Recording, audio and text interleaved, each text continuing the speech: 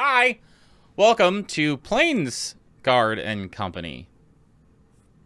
A Morningstar and Company, or I'm sorry, a D&D 5th edition actual play live broadcast. I'm sorry, I'm very tired today, and I'm very sleepy. Let's go around the horn and introduce ourselves. We could start with Mr. Chum. That's me. I'm Chum. Go by Chum Nation around here, and I am playing Varis Selvarin, High Elf Warlock, and sometimes Mistral comes out to play as well. And I'm kind of nervous about tonight because our DM is being cryptic and stuff again, as usual. So yeah, let's see what we're gonna do. All right, Joe. As usual. Yeah, it's every single thing is like every single week we're always like, I don't know about this one. I've just given up. Hi, I'm the Nation of Joe. I'm here playing Bree, the Warforged. I keep saying Rogue Fighter. It's on there as Fighter Rogue, so I'm going to say Fighter Rogue. Sometimes my Echo, who is also Bree, the Warforged Fighter Rogue, comes out to play, and I do that too. That's all about me right now. Catchy. Hey everyone, I'm a Catchy. I play Delg, the Nature Cleric Fighter. Damn it. So hoping you would just fall right into that. He's lost as usual, but ready to go. That would go to Ash. Yeah. Hi, I'm Ash. I go by Ash and Rabbit here on Twitch and all over the internet. Now, for a little bit, I'm playing Fettle, the Purple Paladin. Yeah. New to the party, new to you know, the makeup of it all. I don't know. I'm bad at this. Go ahead, Saint. Hi, I'm DMFSaint. I run this thing that we've got going on here. Hey, y'all. When last we left off, the party had found themselves in a brand new Vallaki, and a new party member had joined. Welcome on in, Fettle. Fettle had some information to share with the rest of the party. Specifically that they broke things and they needed to fix it. And also that for some reason, the things in Barovia are attracted to them like a beacon. They have barricaded themselves in the Blue Water Inn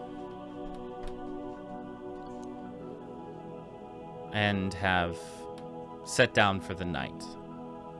So we're gonna go in reverse order here.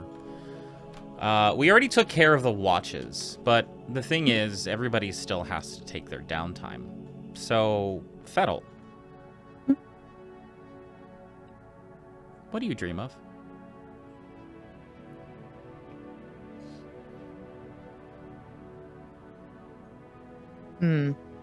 Like in general, just like what is Fettle like? Yeah. What's a normal dream for Fettle? That's a good question. I feel like Fettle would occasionally dream of home, but he was also so young when he left that it's like a reoccurring dream that warps every time he dreams of it. If you've ever had like a reoccurring dream like that where it's a familiar setting, familiar people, familiar situation, but it just keeps distorting every time you dream of it. That's basically that's essentially what fills his mind every time he falls asleep.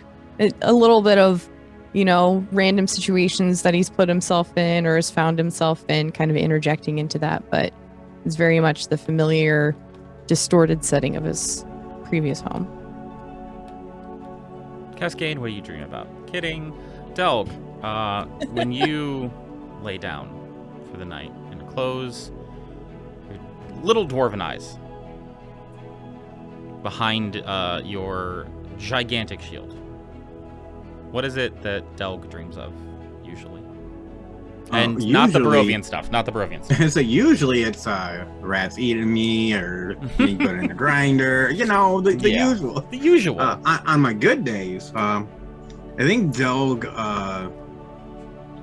has a lot of out of the box thinking. Like, I picture like he's usually like in a forest and there's like vines around, and the vines are like making shapes into objects as he thinks about how to use all of his tools.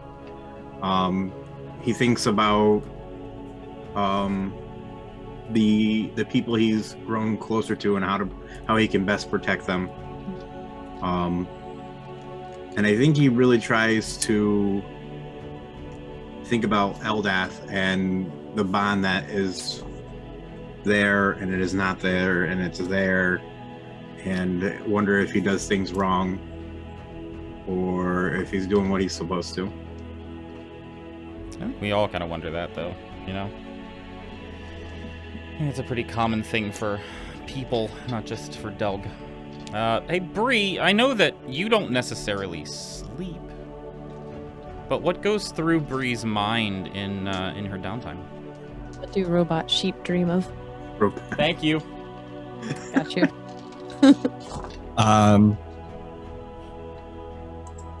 The electric dreams. Yeah, they do. Like synthwave? Yeah. It's yeah, just a constant lo-fi beats to study to and all that stuff, just constantly playing. No, there's most of the time Bree is in a sort of just that sentry state of just like, it is conserving. I mean, it's what sleep is for everybody else. It's conserving your battery, and it's just a different way. It's just a different, the same idea but different mechanism. And strangely enough, she does have some visions. She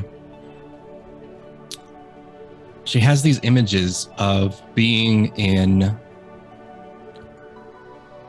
kind of like a field, but there's weird mechanisms on it and all around it.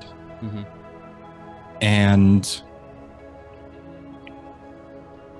it's like she's moving, but it's a strange movement. Like her head is just kind of like moving up and down in a way. And every time it comes down, she sees somebody there. Some woman just smiling at her. And it'll just kind of go back and forth.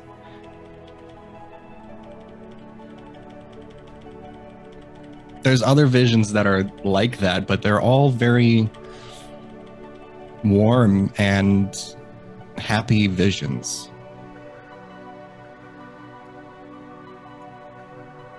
Not sure what they mean, not sure if they mean anything. They're just happen from time to time.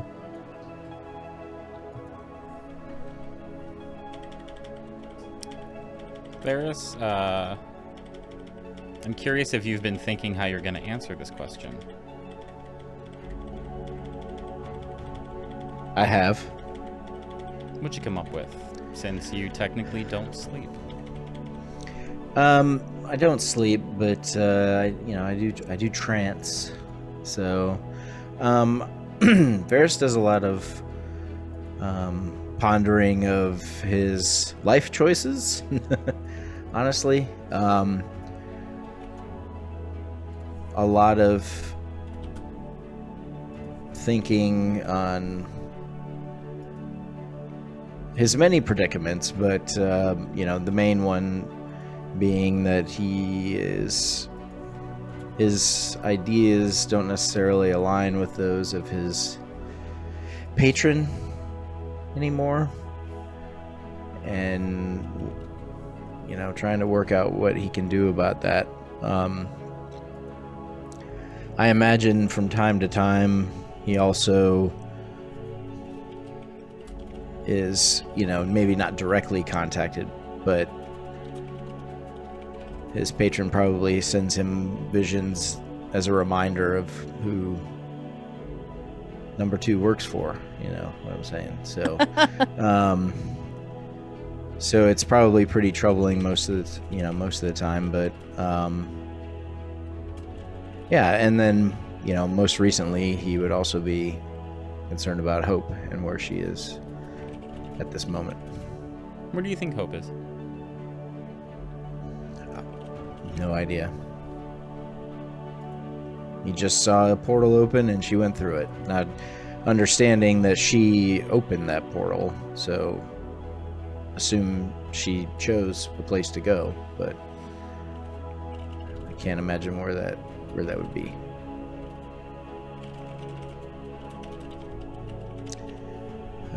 So yeah, that's it in a nutshell.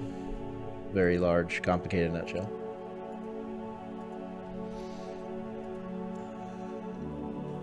Despite the fact that you are an elf, and you do trance, and you do have visions from time to time, tonight, Varis, tonight as you sleep, some interesting things happen in your headspace.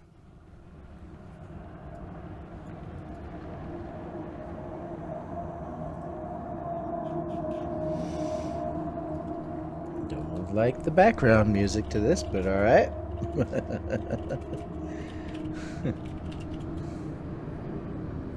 To be or not to be? It is the question. Whether 'tis nobler in the mind to suffer the slings and arrows of outrageous fortune, or to take arms against a sea of troubles and by opposing end them. To die. To sleep. No more. And by a sleep, to say we end the heartache and the 1,000 natural shocks that flesh is heir to. 'Tis a consummation devoutly to be wished. To die, to sleep, perchance to dream. Aye, there's the rub. For in that sleep of death, what dreams may come. Varis, something shakes you as you're in your trance. And when you're in your trance, are your eyes normally open or closed? Closed. It would appear like he was meditating, to anyone looking at it. As you kind of check in with yourself periodically through this trance, you notice that your posture has slumped slightly. That your shoulders are a little bit more rounded forward. And there's just like a weight, a heaviness to your head. And before you know it, as you kind of like come out of your trance enough, or a little bit, excuse me, to get a sense of maybe something had shifted, maybe something had changed. You feel like your hands are on your head, as if you are kind of holding your head, but the weight of your head is being held up by your hands. What would you like to do?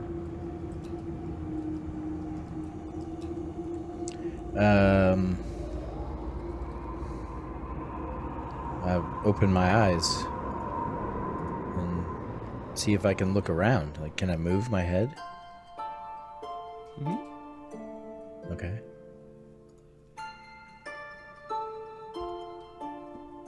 I mean, is this something that would like startle me awake kind of thing, or just no? Okay. But as you kind of open your eyes and look around, you're in a tavern. Okay. Your head is in your hands, and you're looking down at the bar top in front of you. Okay. What direction would you look first? I would look behind the bar, first of all, to see if it's the Blue Water Inn. So you look behind the bar, and you do see a familiar face, but it is not the Blue Water Inn. Okay. I don't know if Varis would know where he is. So it's not the tavern in the nowhere place that we went to. The after the egg. It is not. Okay.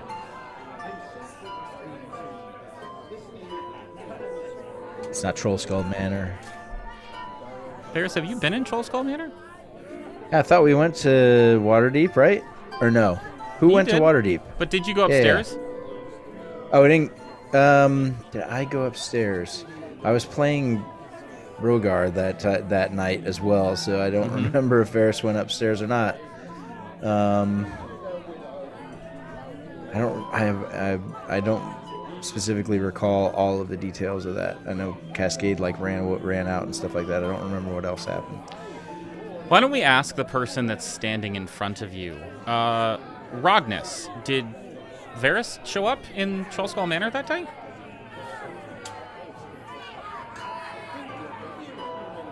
Yeah. Varis I is- told you, you shouldn't have ordered that one. How? First of all, Rognus, it's so good to see you. It's been so long.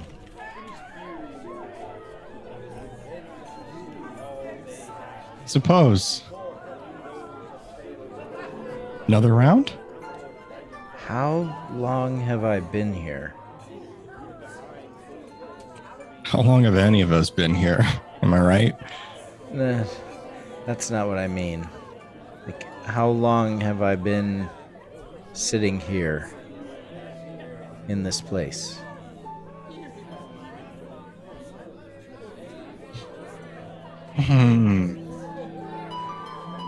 As you say that, you'll feel a hand on your shoulder.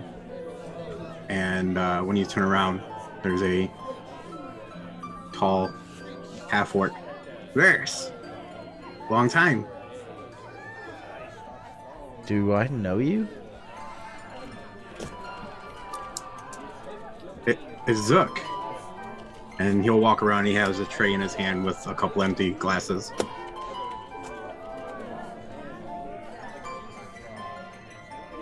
Yeah. Look at my hands. Oh, actually, he called me Varis, so... He ordered the strong one. Yeah, that sounds like Varis. Wait, what are you talking about? Seriously, how long have I been here? Can you? I feel like we've known each other long enough. I can ask this. Can you feel your cheeks? No. Yes. Not those cheeks. Oh. I don't know, is my butt numb? No, you feel fine. Okay. Okay. Let me try this a different way. I sat down for a night's rest in the Blue Water Inn, Rognus, last night. And now I'm here.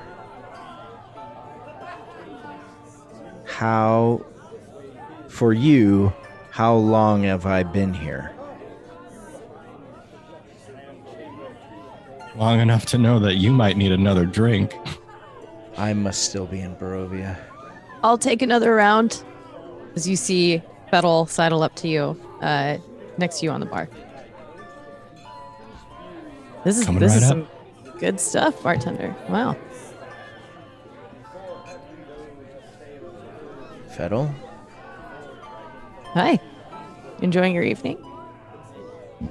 Apparently a little too much. What's going on? I'm so confused. We were just in Barovia, in the inn, getting ready to set out in the morning. How did we end up here? You walked into the front door and sat down. It's usually how most people get into the bar. Right, unless you happen to carve your own path in whatever way you see fit. Usually it's through the door. If you want to be super aggressive, maybe a window. All right, Varis gets up from the bar and goes to the front door and attempts to walk through it. Hey, I know we're still friends, but you gotta pay your tab. Yeah, that's rude, man. As you step through the doorway, you find yourself stepping back through the doorway into the Troll Skull Manor. Of course I do. Okay. Come on, what's the rush? Come relax.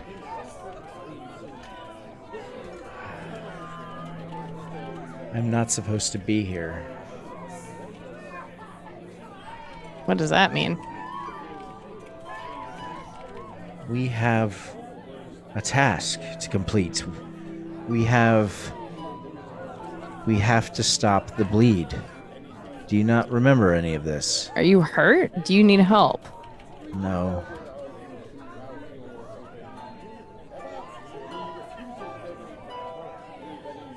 I'll just call out to the center of the bar, like, what is this? What test is this? You see a table kind of look at you and laugh before leaning in and whispering to each other. You get the sense they think you're drunk and have gotten a little bit too boisterous for the room. Okay.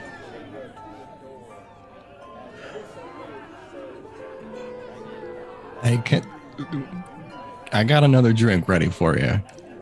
Have a seat, have a drink. Take a load off. I'll sit back down. So is Ragnus sitting at the bar as well, or are you standing behind it? Ragnus is standing behind it. He's Okay. polishing glasses. He's filling things as Okay. the need arises. He's working the bar tonight. Yeah, Zook's walking back and forth. He's tending to the tables. You also see randomly a floating tray with empty glasses go behind the bar.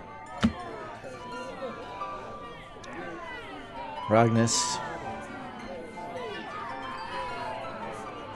are you happy here? Why wouldn't I be? You know? Got one of the best bars in town. We've managed to carve out a little bit of heaven right here in Waterdeep. Like, it's perfect. What You more could I landed- hope for? You landed prime real estate here. This is quite the happening place. I'm proud of you. Hey, thanks. Yeah. I mean, you always seemed a bit troubled with your predicament. And so I just wanted to see how you were doing. It's been a long time since we've seen each other, as far as I know. As far as I know, you need another drink. Why do you keep trying to push me to drink?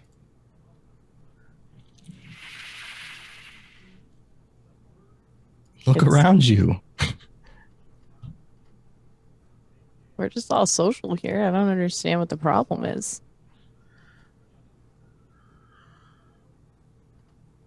I am surprised that you're here, Fettle.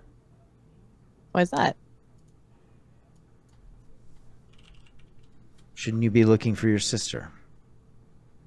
Why would I? She's missing? Nah, she's just got herself into a bit of a tumble.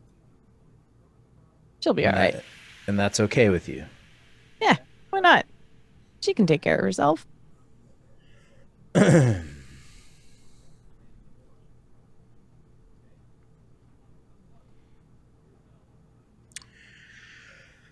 Well,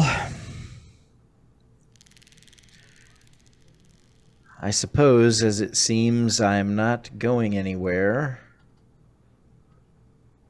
and the obvious thing is to drink this drink. Yeah. Yeah, that's what's up, buddy. Take it easy. Mm-hmm. Take it easy. All right, cheers, and I'll pick up the drink and take a sip. What does it taste like, Rognus? What'd you give him? It better be that good elf shit.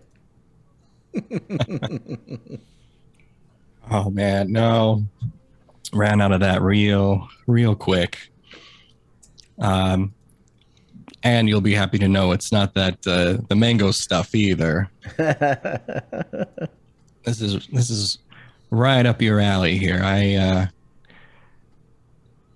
managed to brew this up myself. It's got just the right amounts of fermentation and put a little bit of, not the mango stuff, but a little bit of berries and everything.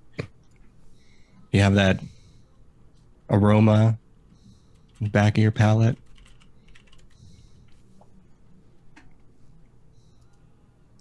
Yeah. Oh, yes. It's very, very tasty, fruity notes and things. Yes. Well, hopefully not too fruity. Should have a little bit of a punch in there. Oh yeah. It's going right to my head. You see Zook, two hands holding up trays both full of drinks, and he takes it to the table behind you that was looking at you and started whispering, and he hands out all the drink, and as he walks away, you hear him yell, "For honor, for hope, for treasure." And you can see that on the table they have like some gold and some thing, like they just came back from a raid of some sort. Interesting.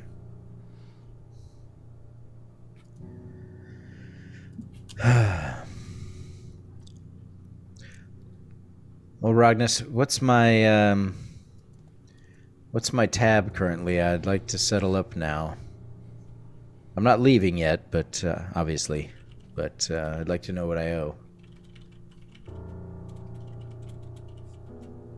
What's the rush? We're having a good time.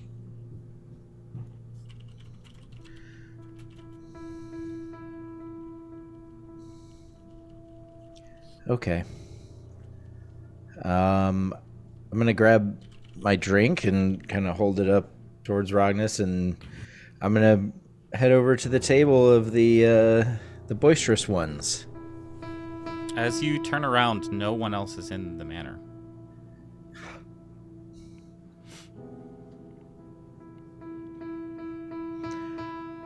What is going on here? What is this place? And don't say Troll Skull Manor.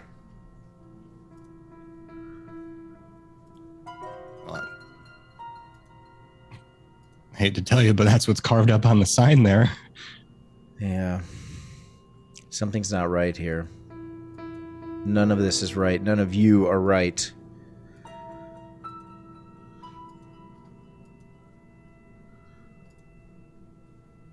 I'll just down the drink and slam the glass on the bar.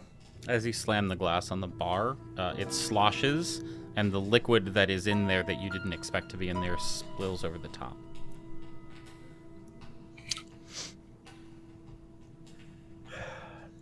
Gave him the strong one. You wily bastard.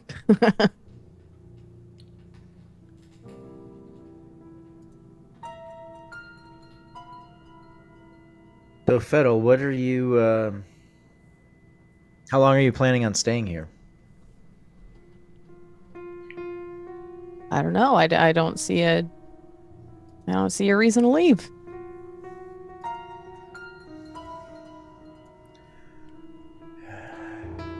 How long you plan on Let's- staying here, Varis? I plan on leaving as soon as I'm able. How Well, that's would no one, fun. How would one go about doing that? I would like to leave, but your front door appears to be broken. Zook will look at you and walk to the front door, open it, and walk out and shut the door behind him.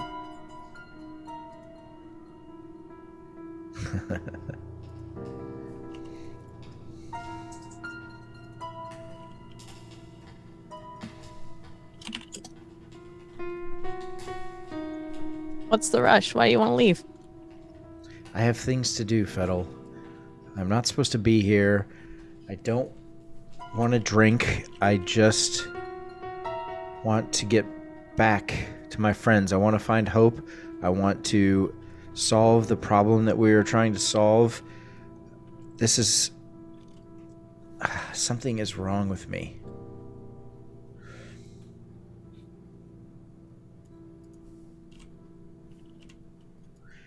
Varis is just gonna go. Is there still a fireplace on the north wall? Is there a fireplace there? Yeah. But you Okay. feel, as you go to stand up out of your chair, you feel a hand on your shoulder. Okay, I will turn and look at who's grabbing me. Who dares put their hands on me?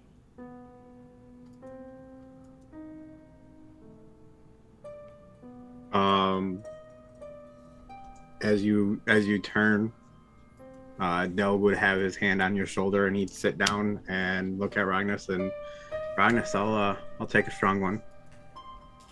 One right up. You drinking, Varis? No. I had my drink. What? Why are you sitting here drinking? We have things to do. You're sitting here drinking. This is I what we're was doing. trying to stand up and go do something else. But you have a drink. You always finish your drinks as he takes a drink. Hey, Delg. Yes, that'll. What's she like now? Is she a good person? You know, I've asked myself that a couple of times. And,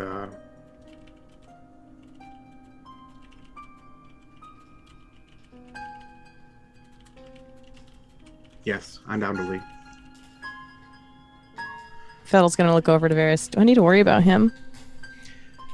I don't know why that took so long to come out of his mouth, but no, you don't have to worry about him. I mean, sometimes. Only when he gets possessed or charmed or, stuff like that. I'm talking about you, Most Varys. of the time. Me? What do you mean? You showed me those visions of what hope looked like and all of your adventures together. I saw those looks that she gave you and some that you gave back to her. I didn't show you any visions. What are you talking about? Your dragon did. Oh. I see. So, what was the question?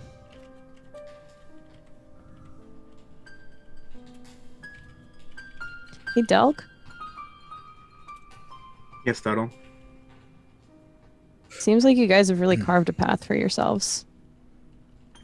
I'm really proud of you guys. Yeah. Well, we were trying to do it for Hope to help her get the well or the waterfall back. Yeah. I heard about that. Hey, Ragnus, around for all of us.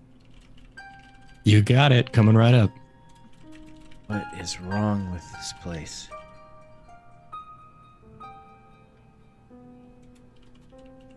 As we receive our drinks, I'll look over to Fettle and be like, "For hope," and hold up my drink.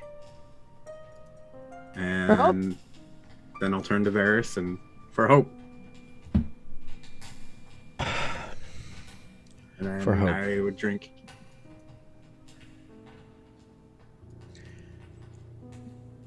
It's bad luck not to drink, so I would drink my toast.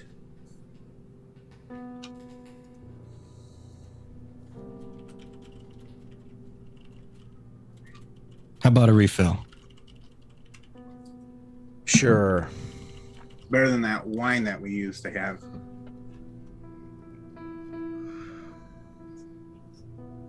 Kind of miss that wine right now.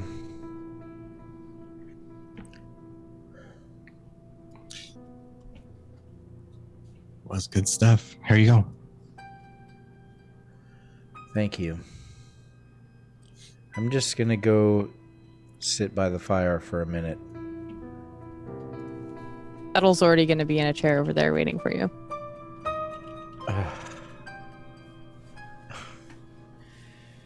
Dog was right behind you. You guys ever have a dream that seemed real, but then you couldn't wake up from it? Yeah, all the time in Barovia. Remember when I was getting dropped into a grinder? I felt every Yeah. bit of that. It was crazy. Yeah, this is a lot like that. Right. If it wasn't for hope, I'd probably still be like that. In What fact, is it that you need to do? Yeah, go ahead, Doug. Sorry. Don't mean to be rude. In fact, he'll sit up and he'll take his drink that he has and he'll toast it above the fireplace. And above the fireplace, you'll see carved in a small arch "For hope." And he'll take a drink and sit back down.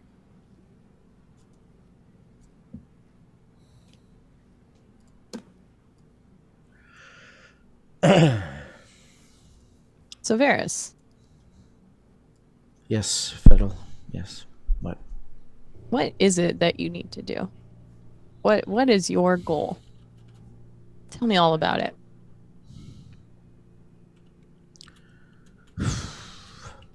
You know, Fiddle, that's... You'd think that would be a simple question, wouldn't you? That a person would have a singular goal, something they're heading towards, but we all have a lot of plates spinning right now. There's got to be one really important plate that's teetering everything, though, right? What's on that plate?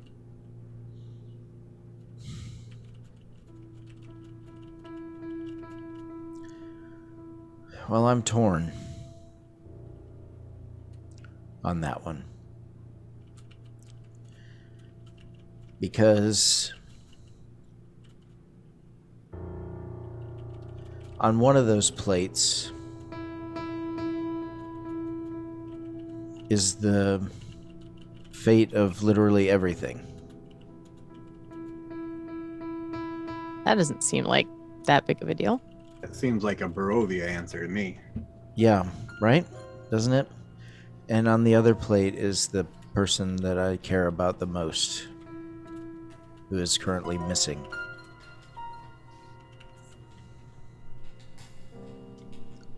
As you say that, they'll go toast his cup for hope.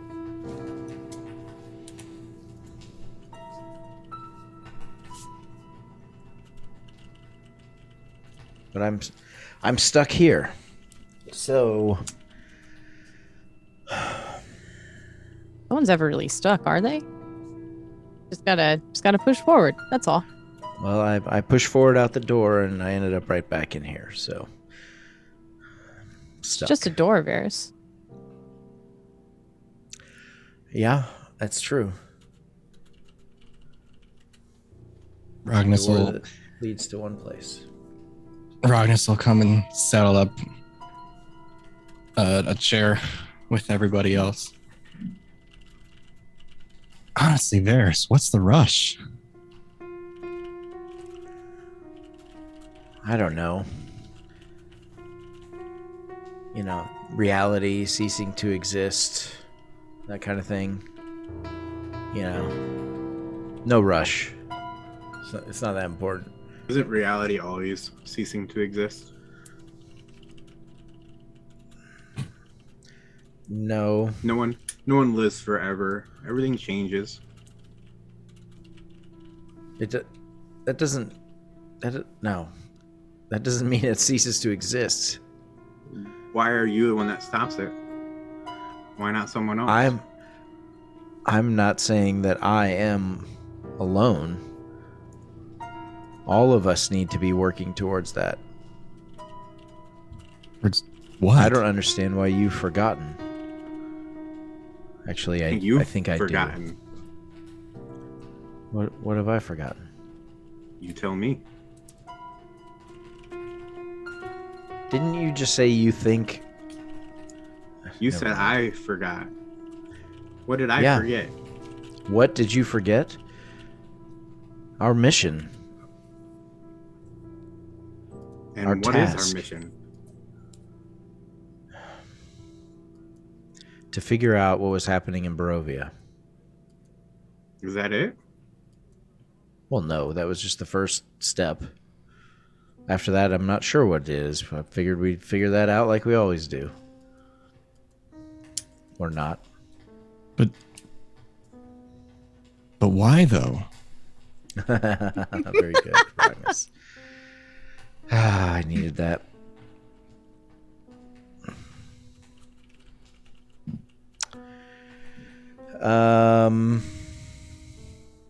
Varis, I told you what you guys needed to do. Why are you just sitting around? You told... What did you tell us? You need to fix what you guys did to the temple. You guys broke everything. Right. Right. Fix the temple. All right, then, let's go. What's the rush? We broke some stuff. We gotta go fix it. I don't like leaving a mess. That's not true, but I don't want to leave this particular mess. So we should probably get going, right, Fettel and Delg? Ragnas, you can come too. We could use your help.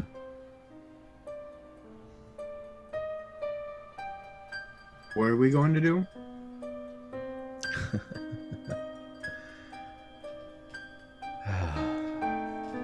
Speak plainly, Varis. We're friends. We're here to help you. Are you, though? What else would we be here for? I feel like you're here to keep me here. Why would we do that? I don't know. You said you have Probably- important things to do. We have the temple to go Probably- fix. Because you aren't Fettel, and you aren't Delg. How am I not Doug? That's rude. Well, We've been this is together for how obviously... long? We graduated together. We took our 4 horses and 2 carts. We made it to Barovia. We did. We got through Barovia. We did. I heard you guys killed Strahd. Ragnas did. Really? Congrats, Ragnas. It's a big deal. Who's gonna fill his shoes? Something bad. That's why we need to get back. No, what I meant was... Something's happening to me. This is all in my head. I don't believe that any of you are real. None of you would be behaving like this, especially you, Delg. Sitting here, content to drink, and just sit here. I don't know you very well, Fettel, but in the time I have known you, I don't see that this is in your character either. Your sister never drank a drop of alcohol in her life. I can't imagine that you're any different than her in that regard. So this is a farce. It's something in my mind. I don't know what's causing it. Probably one of those hags or something. Speaking worse. from experience, hags do a lot worse than what you think this is. Trust me, Delg. This is my meat grinder. Talking to friends is really that bad? Seems about right, I guess.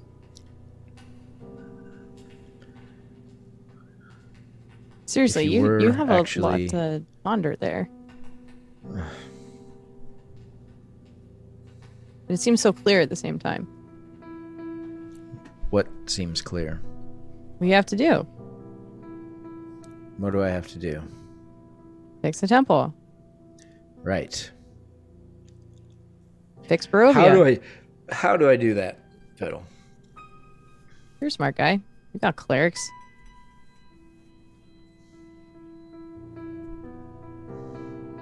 How do I get there? How do I get back there to do that?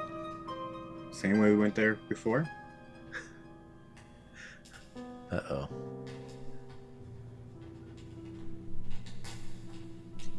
We all take I'll our, take our own journeys. This is yours. This is Yours. yours. What the fuck is going on here? How long have you guys been practicing that?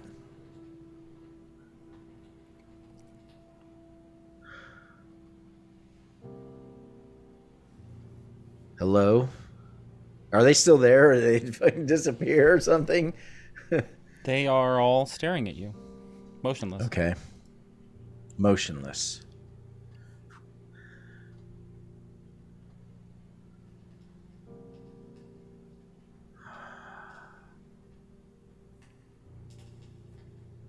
I walk up to Delg and kind of wave my hand in his face.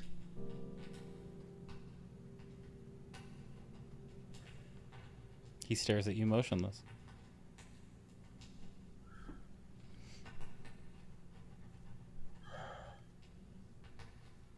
I'm gonna try the front door again. As you walk through the front door, you are met with a thick, roiling fog outside.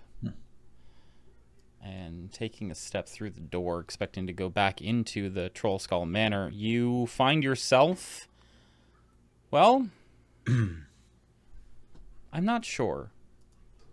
Let's ask the only person that knows.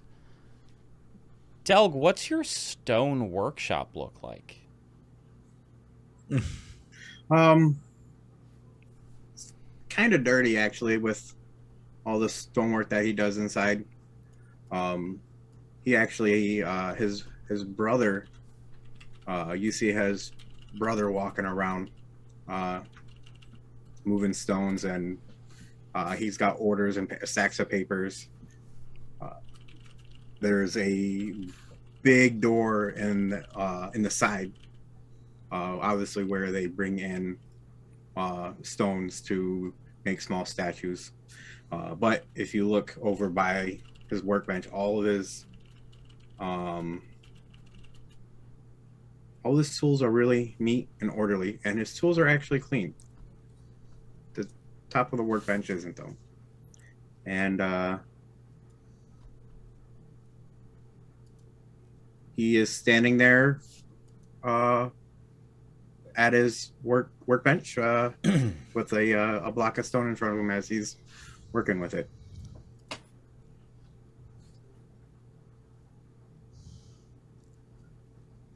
Delg? Yes, Varis. How you doing? I'm a little out of sorts. How are Oh. you? Wonderful. As you see him look at this piece of stone, it's probably maybe a foot tall by half a foot, And he takes his hand and he waves it over the stone and then waves it back up. And when he comes back up, you see a small statue of Eldeth. And he sets that off to the side. And he goes over and there's a bin and he grabs another one of stone and he sets it down and he looks at his tools and he grabs some tools and he starts tinkering on the stone. Doug, why bother with the tools when you can just wave your hand and make that whatever you want it to be? As you see him like chiseling away at it and he stops for a second and like ponders on the actual question. And then he goes back and he goes, "This is how my dad taught me, and it's good to remember. Or it's good to remember where you come from." That's true. And it's odd because he had the same size piece of stone, but as he finishes saying that, he goes over and he sets down a symbol of the Morning Lord. And he reaches over and grabs another piece of stone and he starts chiseling away on it. What are you doing here, Varis? I'm not exactly sure. When are we? When's the last time you saw me?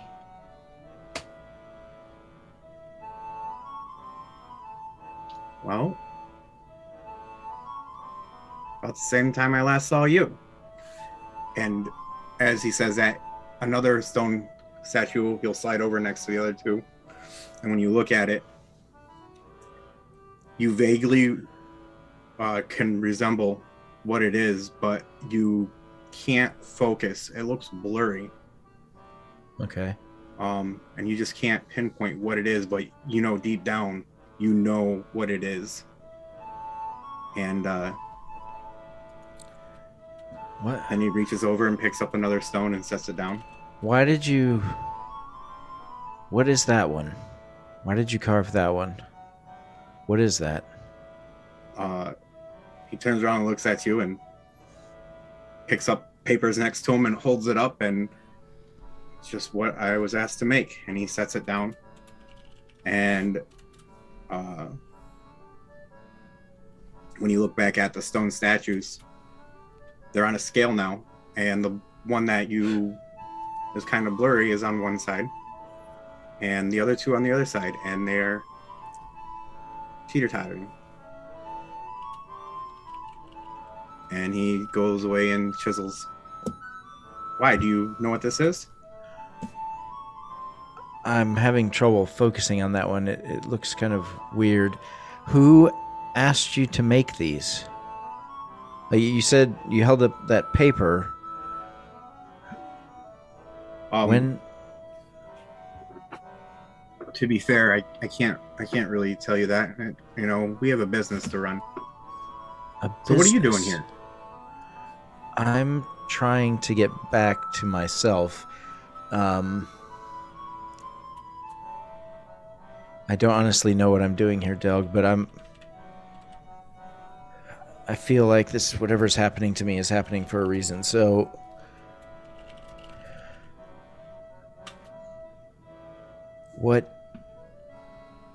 so I see the statue for Eldath, and I see the statue for the Morning Lord.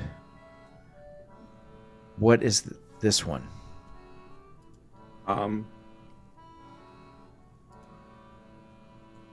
He'll grab the two statues, and one of the Morning Lord's just the pendant that you would recognize.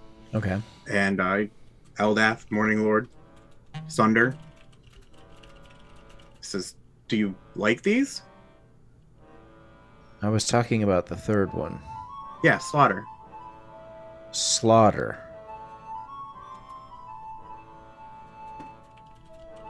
I've never heard that name before. Well, are you drawn to any of these? I can make you one. I mean, you've already made me a symbol. I don't need another one. But I'm curious about this one because it just, I don't know. I wouldn't say I'm necessarily drawn to it, but it just looks strange to me. And I don't know why you would be carving something other than symbols of Eldath. Doug will turn around and set it down, and when he sets it down on the table, the scale's gone. And there's about 10 more of the statues that are all out of focus and blurry sitting there. Okay. And he picks up another stone and he sets it down and he goes back to working. Delg, I'm a bit lost. I need your help. Yeah, not a problem, Varis. We all get lost. I don't know what to do. I don't know where to go. I'm starting to think I'm losing my mind. A woman very suddenly walks in. Ayo, Delg. Here for the next shipment. Is this... Oh, boy. You're really talented, aren't you? Am I just good to grab these and go? Del will look over and, well, I need you to sign here. Oh, yes. Yeah. And hands over a sheet of paper.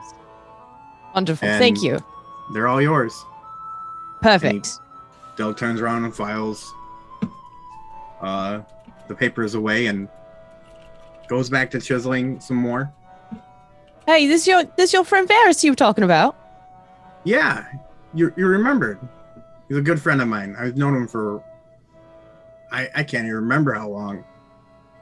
Oh, Forever, hi. it seems. Varis Sunder, right? Hi. Camilda. Very nice to meet you. Wait, what did you call me? Your name? I've got things I need to take care of. Oh, these are very heavy, Del. You've done a great job. I'll see you about 3 hours. All right. Take care. She summers off.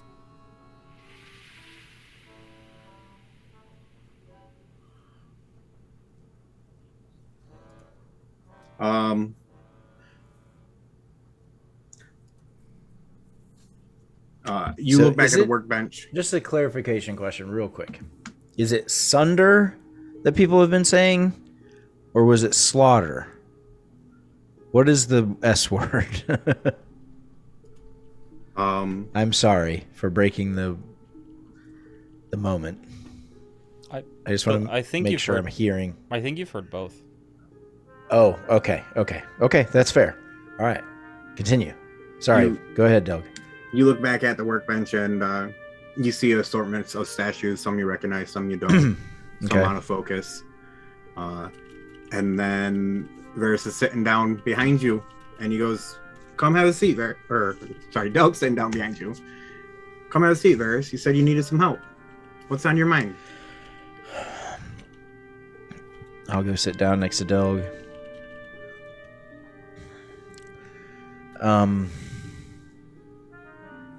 Honestly, Doug, I don't know what's happening to me right now. You see, I don't even know what time of day it is, but for me, I sat down for a rest, like we do. And I thought I woke up, but I'm not sure if I actually woke up, but I woke up and I was in Waterdeep at Troll Skull Manor, and you were there, and Fettel was there, and Rognus was there, and some half-orc guy named Zook, I think. Anyway, I seemed to be trapped there. And then when I walked out the front door, when I finally was able to leave, I ended up here. How long has it been since Barovia?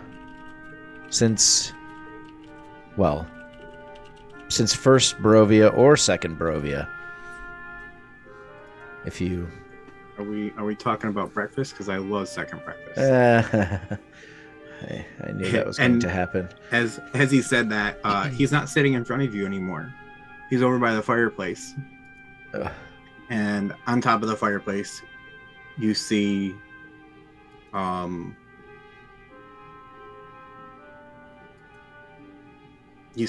statue of Eldath. Okay. And under it, you see the words carved into it on the fireplace, for hope. And then you see a statue of Eldath. And under it, you see the words, the Delg, carved in underneath it. Okay. And then you see a statue of a spider with a drow head. Okay. Which is odd because now that you see it, it kind of looks like the statues that were out of focus. Okay. And underneath it, you can't quite make it out because Zelg was kind of in the way. He's got his hand up there. Okay. And then on the other side, you see another statue of Eldath, but it's distorted and it looks like it has a combination of other deities. Okay. And underneath it, it says Bree. Okay. And he turns around and looks at you, and he's got a piece of bacon in his hand and he's eating it, and he looks at you and goes, "So what are you here for?"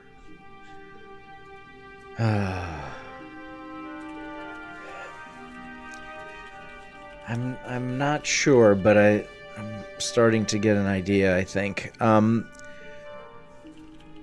So I see your statue, and I see Hope's statue. Is that one supposed to represent me? As you look back up there and he moves his hand, it says Varis Seldrine underneath it.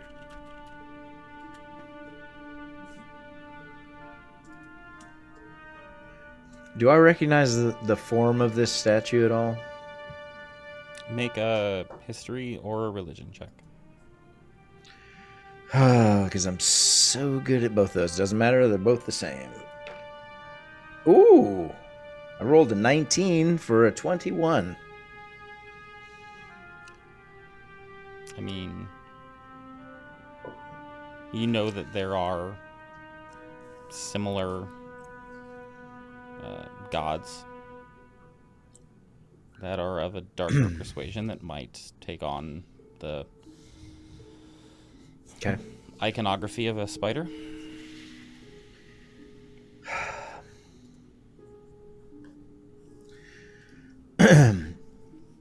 Delg, do you know what this represents? Pointing to the spooky spider statue? As you point up there, the spooky spider is gone. Oh. And you see Eldath's figure up there. That's Eldath. It wasn't there a second ago. Sorry. What wasn't there a second ago? That particular Eldath statue was... As you say that, Eldath isn't there anymore. And it's the Morning Lord symbol. Okay. No, it's the Morning Lord. Are you okay, Varis? I am not okay, Delg, at all. What's wrong? Actually, I've been meaning to talk to you. Okay. And he puts his hand up on the fireplace, and where you once saw the spider statue, and then Eldath, and then Morning Lord, now there's just a small square piece of stone. And he sits down. You seem to be struggling a little bit. Maybe that's why you're here. I am. You know you can always talk to me, right? I'm starting to We've been think through a you're... lot. Yes, we have.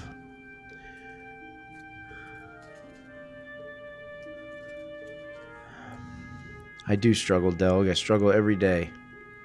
With what? With the decisions I've made. Doesn't everybody struggle with the decisions they make? I'm sure they do. Yes, I'm sure this trouble of mine is not unique to me. However,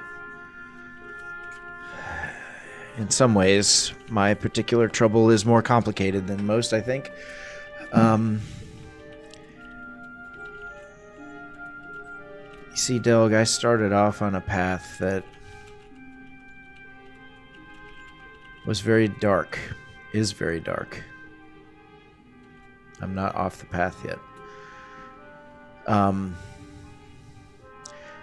Running into you and Fenjor and Phelan and going to Barovia to do what we did. Meeting Hope. Ragnus.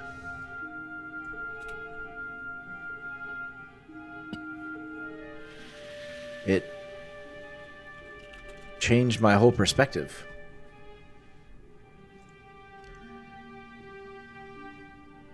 See, Delg, I was a very, very, very angry young man.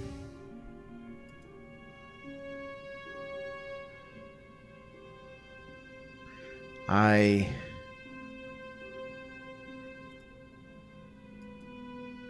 was angry at everyone. All the time. And all I wanted was to make a man pay for what he did. That's it. That's all I wanted. I went to school. I learned how to control and master my powers. Well, learn how to try to master. Anyway, for one singular purpose. Revenge, Delg. That is what drove me.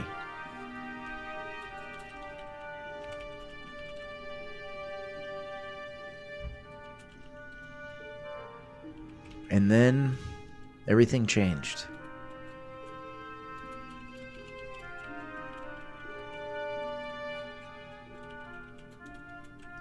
We got tricked and sent to that awful place. And I had to depend on others. And they on me for our very survival.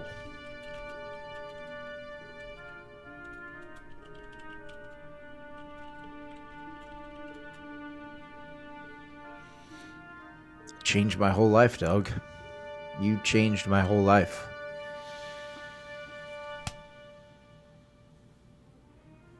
I don't think it was just me.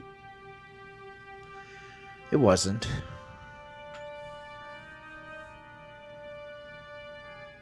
Honestly, we were there together at the start, but if it wasn't for Hope, I don't think any of this would change.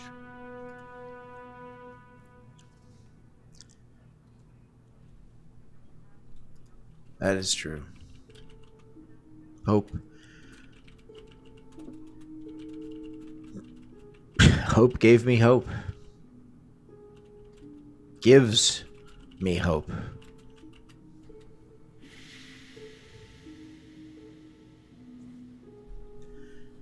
Hope that I can be better than I am. So, what's stopping you from carving out your own path?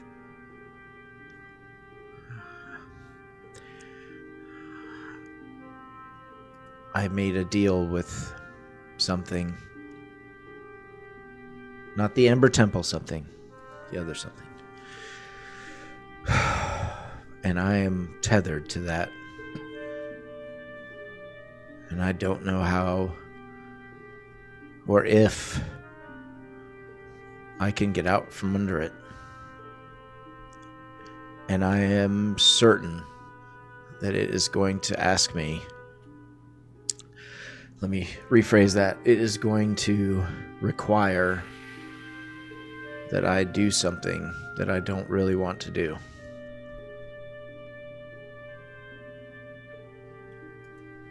Well, if you don't try, you can't succeed. I tried once, Doug.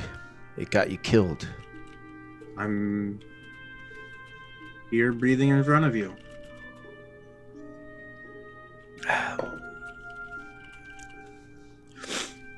That's because you have a benevolent God.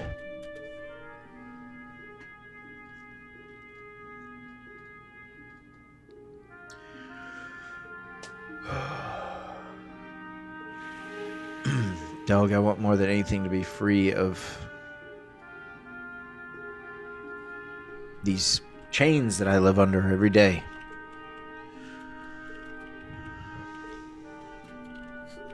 It could mean that I'm useless for all the things that we do. But at this point, I don't care.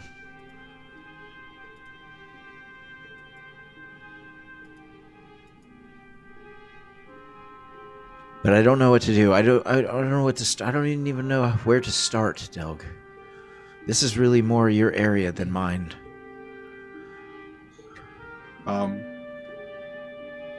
Doug will stand up and walk over to the fireplace and grab the block of stone and walk over to you and hand it to you. And when he reaches out to hand it to you, he will say, maybe you should carve this one.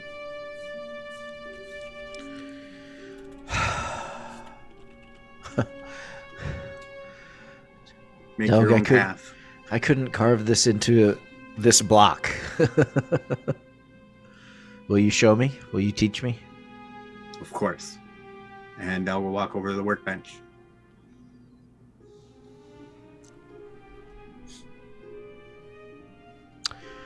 All right, to the workbench.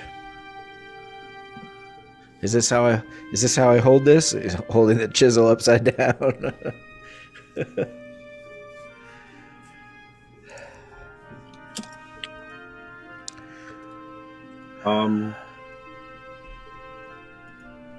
Doug will reach down and grab another empty stone block, and he'll grab the chisel, look at you, and says, "This is easy."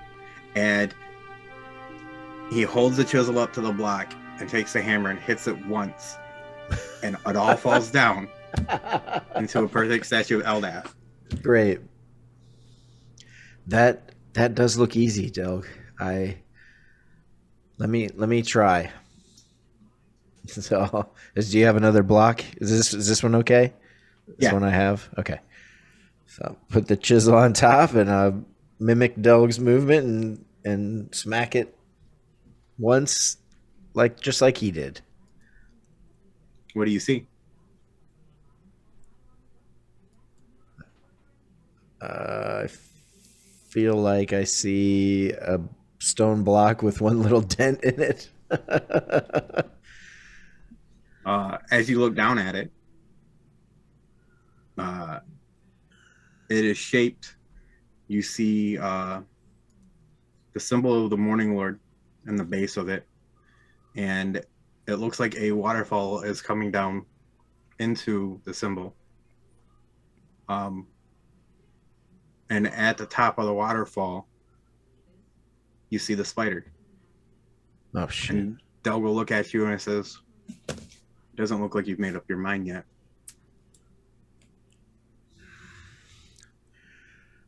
Doug, I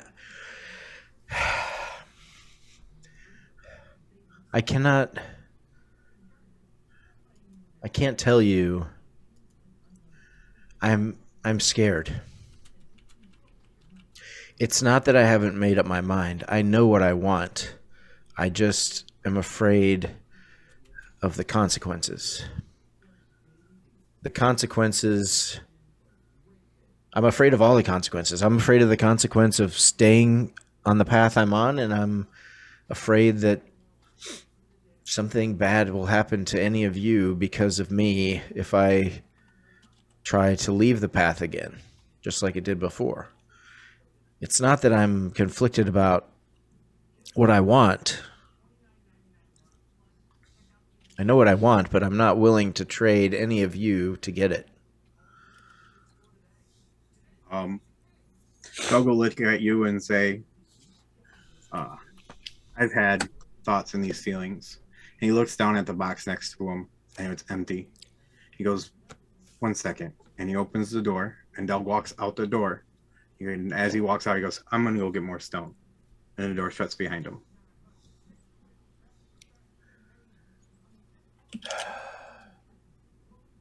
Hey, tell me about your family, Varis. Varis, you suddenly find yourself in a forest.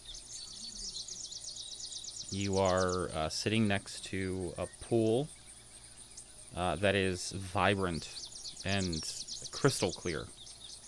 And on the one side of the pool is a raging waterfall. You are sitting on a bench. Next to you is Hope.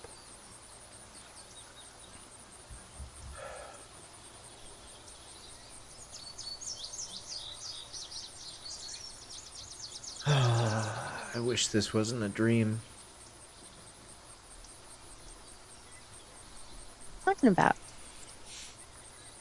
You said Nothing. we'd come out here so you can tell me about your family. Okay.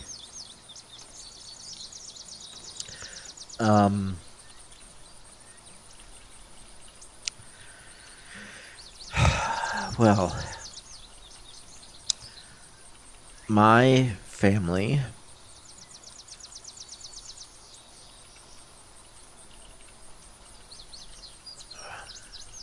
the family that raised me, my first family, were a kind human couple. They took me in and raised me as their own.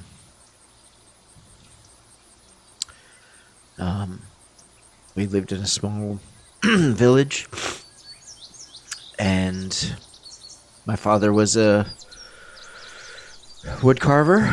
He's the one who made this. Varis will hold out his wand.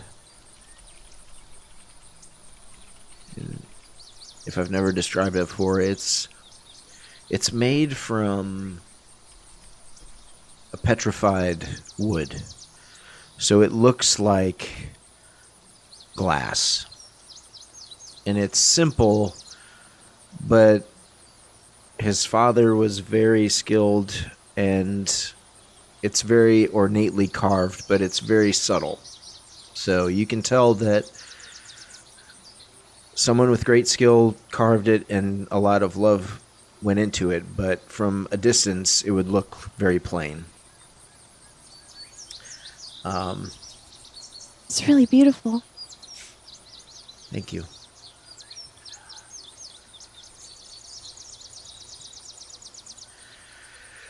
And my mother, she really just, well, I mean, for work, for a trade, she was a seamstress.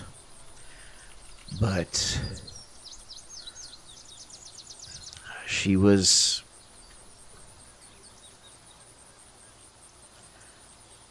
very kind. Always kind.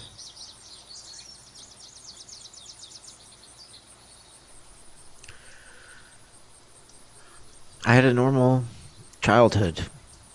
It was nice.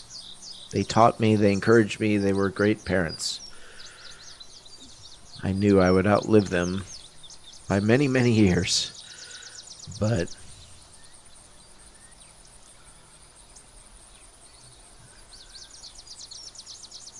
it was great until it wasn't.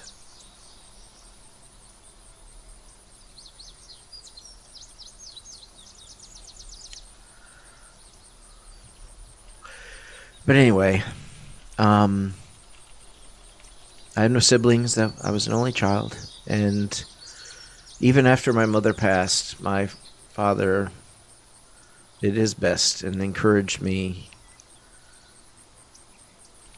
to go to the academy, to continue my studies of magic. He was just as surprised as I was that these powers manifested, so he encouraged it. He made me this wand and sent me off to school. What's your dad's name?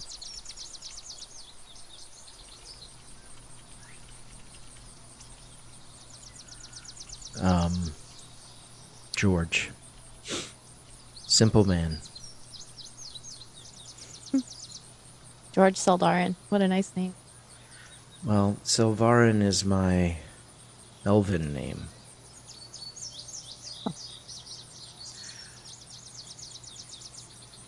His name was Tanner. Sounds like he was a really great guy. I did always wonder how they chose my name, and I'm starting to figure out that they didn't. I came with it. I wasn't quite as abandoned as I thought I was, given recent events.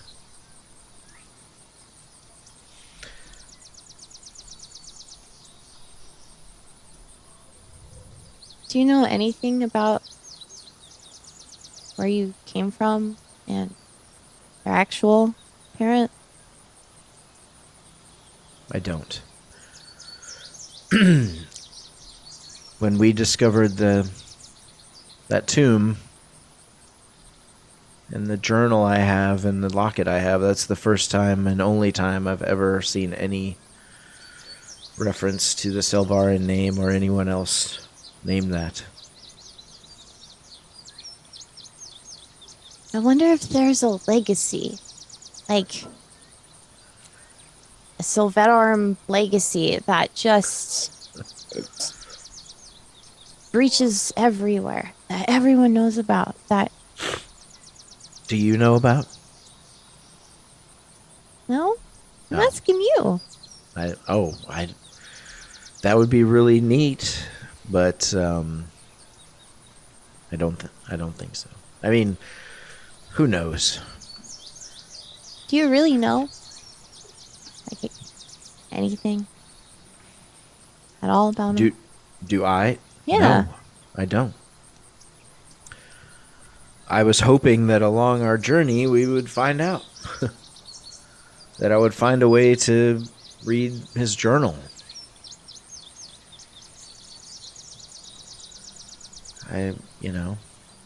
It is entirely likely that some of them are still alive. I wouldn't mind finding them. But, there were other things more important than that at the time, so.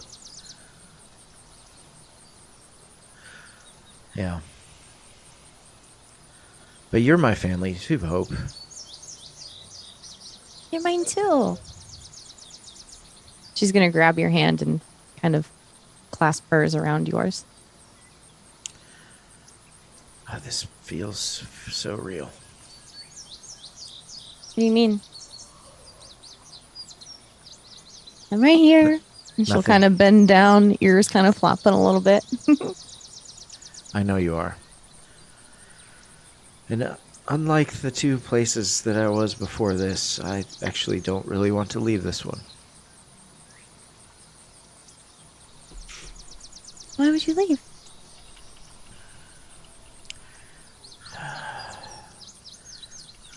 We have work to do, Hope.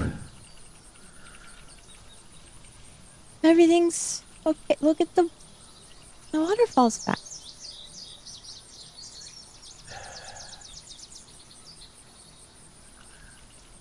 How? Did we do that?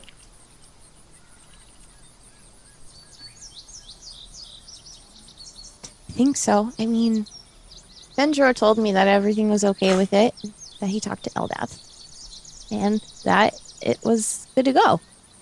And look, it's perfect. It's just like it was when I was a kid. But what about Barovia and the dragons and the game and Morningstar and the bleed? What about all that? Oh, that's so exhausting. She'll just put her head on your shoulder. Why can't we just sit here for a minute? I want to. Hope I really do. Just sit here and close your eyes for just a moment. Just listen to the waterfall as it hits the lake. Hear the bird song and little bugs everywhere. Just take it in. Just for a moment. Varis will close his eyes and just take a deep breath in. Smell the flowers and listen to the birds. Swat away a bug. But he will try to do what Hope wants him to do. Just take it in. As you close your eyes, you hear the faintest of voices in your head. Very soft. And it says,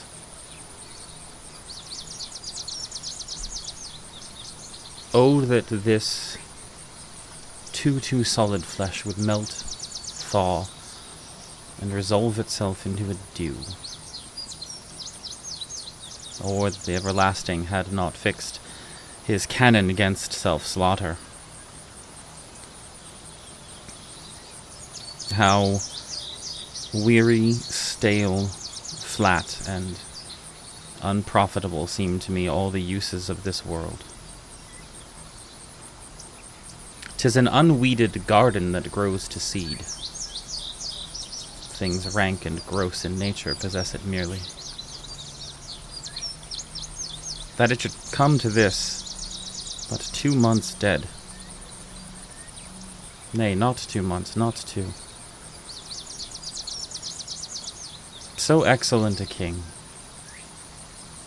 that was to this Hyperion to a satyr. So loving, that he might not beteem the winds of heaven, visit her face too roughly. Heaven and earth, must I remember? Anyway, yeah,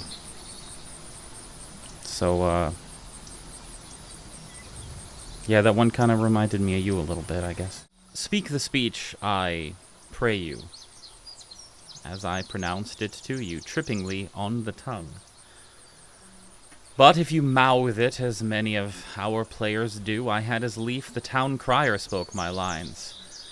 Nor do not saw the air thus with your hand, but use all gently. For in the very torrent, tempest, and, as I may say, whirlwind of your passion, you must acquire and beget a temperance that may give it smoothness. Be not too tame neither, but let your own discretion be your tutor. Suit the action to the word, and the word to the action, with this special observance, that you o'erstep not the modesty of nature, whose very purpose, both at the beginning and now, was and is to hold, as 'twere the mirror up to nature, to show virtue her own feature, scorn her own image, and the very age and body of the time his form and pressure.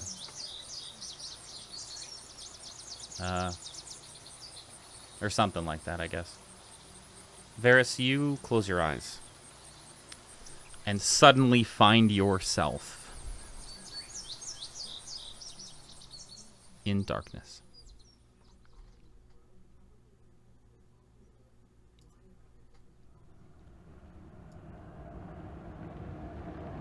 Floating.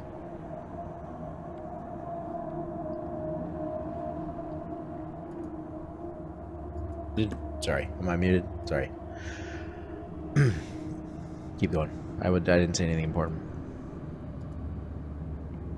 Oh, I'm floating in darkness. Okay.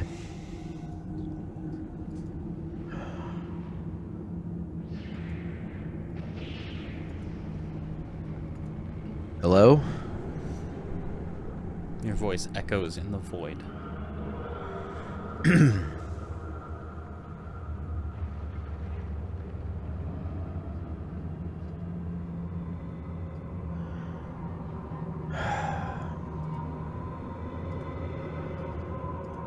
Whatever this is, I wish we'd just get on with it.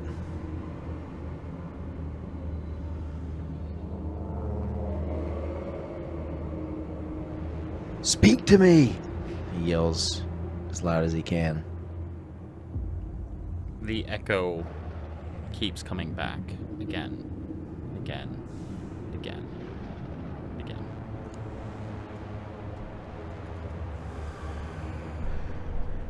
Is there anything in the darkness?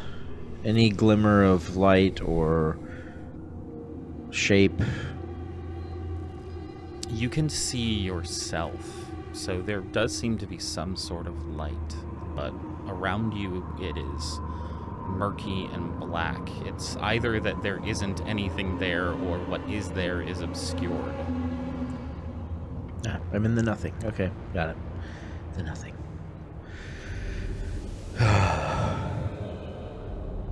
Can I move in, not just my arms and legs, but like move in a direction? Like, can I will myself to float in a direction, or am I just stuck?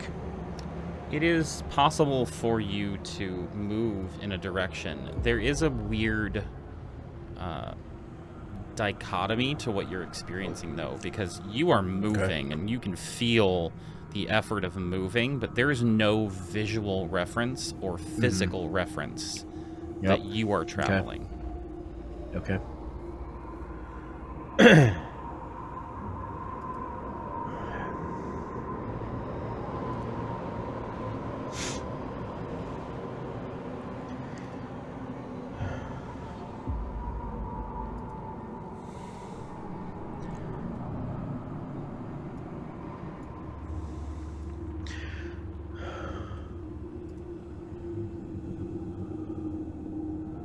What do you want from me?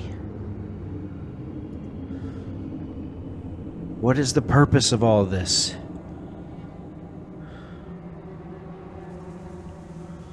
I want you to kill yourself and get rid of your taint on the world. I'm tainting the world? Yes.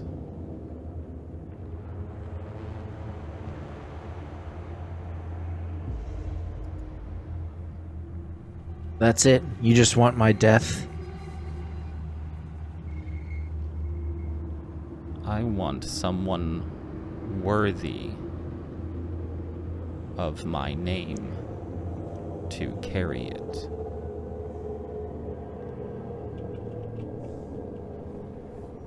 And that is not you.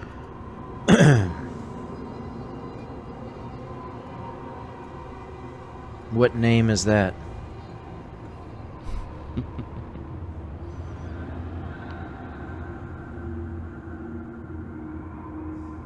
It is fitting that they didn't even tell you where your name came from. Perhaps that's where our bloodline went sour. Our bloodline?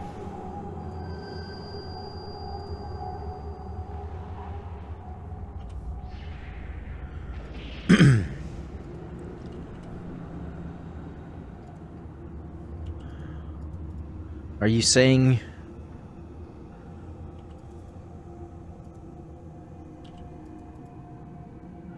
What is the purpose of our bloodline?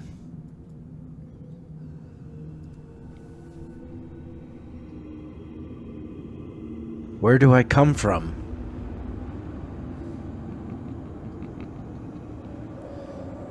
You come from here. There's nothing here. What do you mean? This is nothing. Look around you. There is something in the nothing.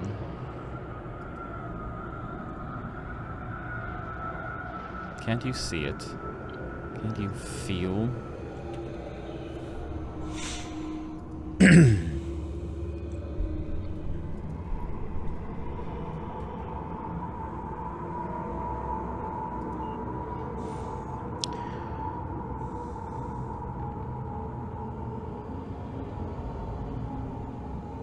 How can I expect you to champion the war that is coming in my name when you are so weak and pathetic?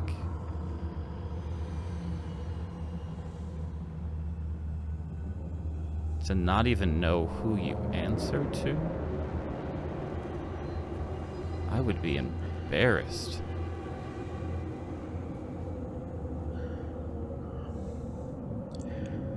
That seems rich, coming from something that would take advantage of a child. That seems pathetic to me. I took advantage of no child. Something did. A mutual enemy of sorts.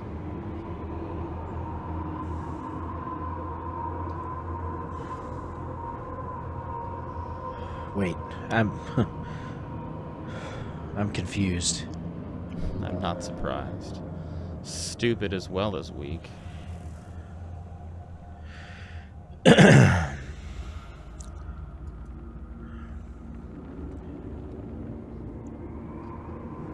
Who are you? If you're not the one that grants me power, then who are you? There once was power in our name that you no longer adhere to. The bastardized version of our name sickens me.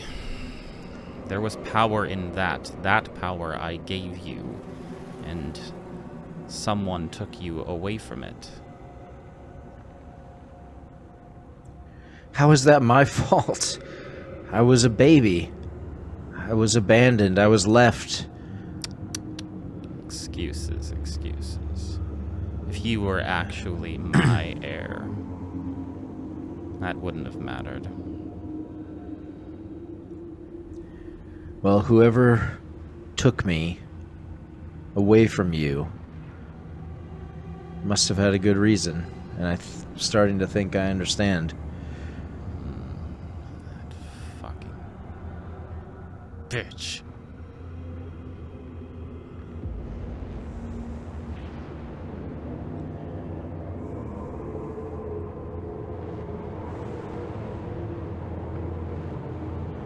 Who are you at war with?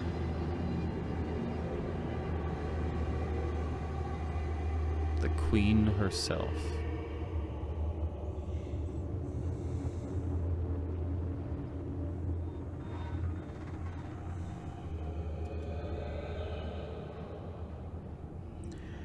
Why are you in this place?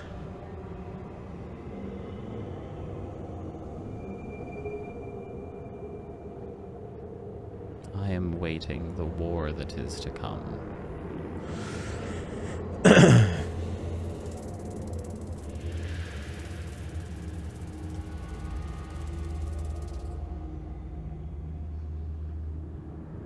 Do you really expect me to give you all of the answers.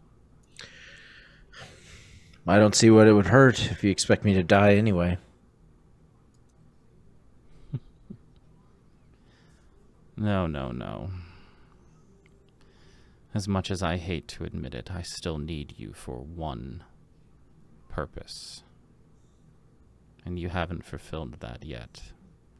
And every moment, every second that goes by,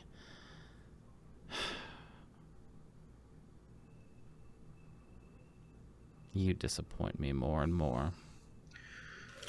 And I have no faith left that you will get it done. Leave now. And as he says this, your eyes suddenly take in your surroundings, and you find yourself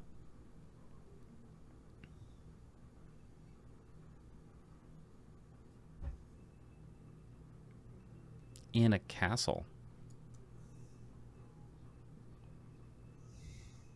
Not just any castle. It's a castle you remember. And you hear a familiar voice.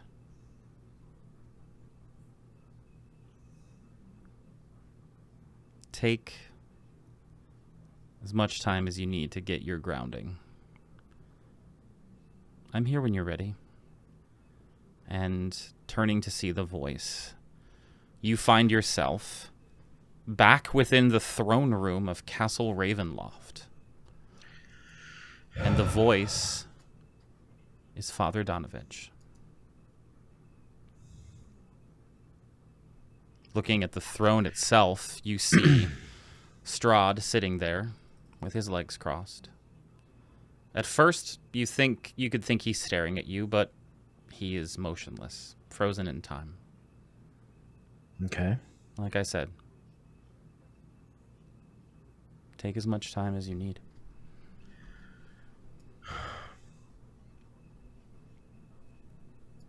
Father, I don't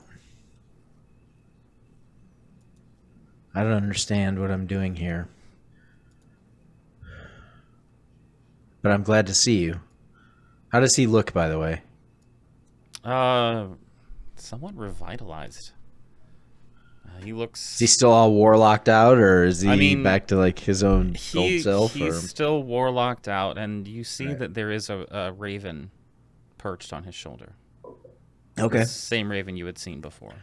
So, as I remember him last, kind of thing. But, like, if you didn't know better, like even a little bit younger, maybe. Okay. Like, just there's a little bit more of a stillness to him. Okay.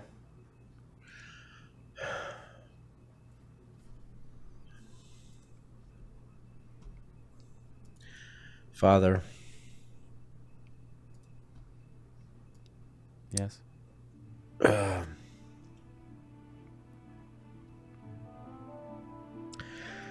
I'm at sort of a crossroads, I guess. No shit. So you know what's happening to me?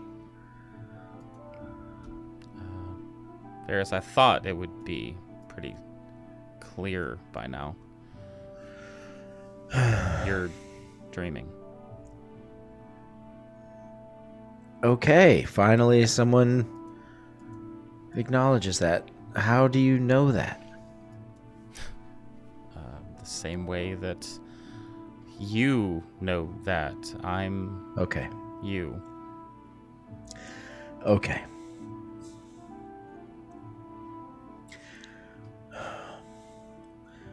What should I do, Father? How do I reconcile my past and who I am with where I want and need to go?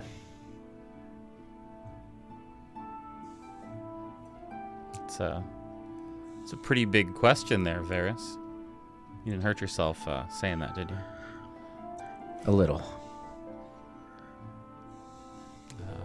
Listen, I think I'm an example of this more than most, but we do all have our own journeys.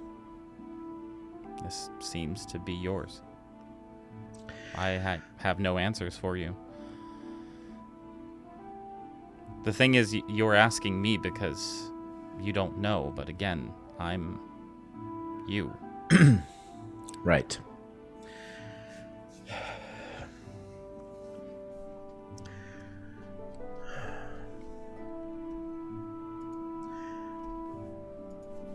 I guess I would ask him, understanding that I'm asking myself this, but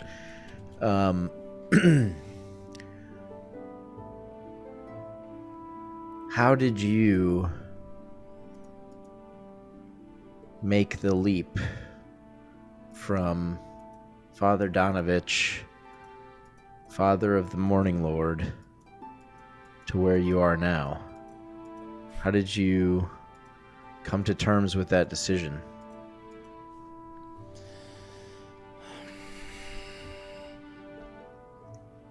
It seems like a wise adage, but I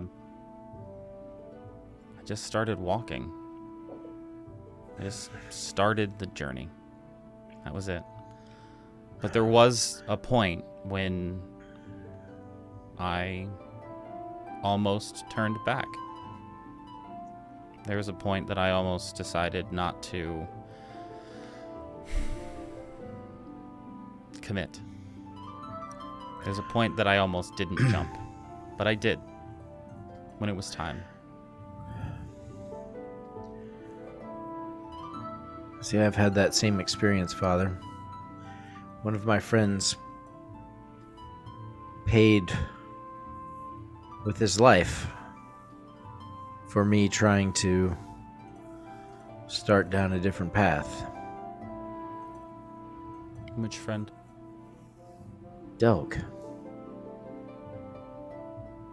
He's still alive, though, isn't he? He is. But I'm just not sure we didn't get lucky that time. And Yeah. I don't know if I could cope with something like that happening again to one of them because of me.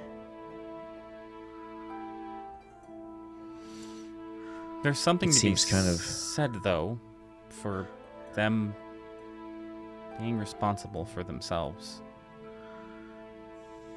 right, but it seems kind of selfish for me to do something for me that would result in harm coming to them. That's all. Varis, have you made a choice with the intent of harming them or without thinking about their safety? No. I mean, I guess I did, but I didn't know that choice would affect their safety. I wouldn't have made a choice if I knew that. So the answer is, to your question, is no. I would never choose something that I knew would harm one of them. And they continue to stick by your side and defend you and break bread Yes. with you and keep company with you. I think it's pretty safe to say they know that. And they still walk alongside you. I wouldn't be so hard on yourself. Yes, I know if I asked each and every one of them what I should do and laid out what the consequence might be, I know each one of them would say to do it. Because that's what family does for each other. But it doesn't make it any easier to actually make that choice. It is a dangerous and scary jump.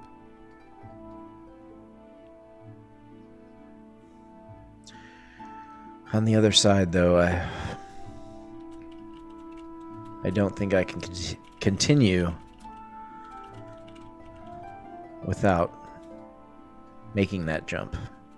I just don't know how to do it. That's the rub, isn't it? Yes, it is. Once you wake up, Do you know what you're gonna do? Do you know what needs to be done in Barovia?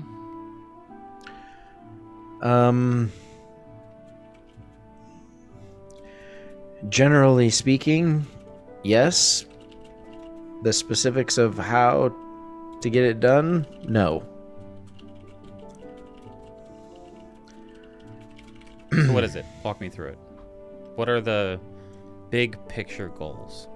Let's focus on something tangible that we can actually think about. Well, we need to try and undo the damage that we did the first time through. Specifically, apparently we unleashed some things out of the Ember Temple. Go back.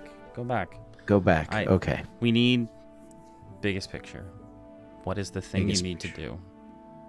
You just said it. Repair the damage you've done. Repair the damage we did. Yes. What's the damage that you did? I thought it was releasing a bunch of evil back into the universe, back into reality, I guess. Well, I mean that was the result of the damage you did, but what's the okay. actual damage you did?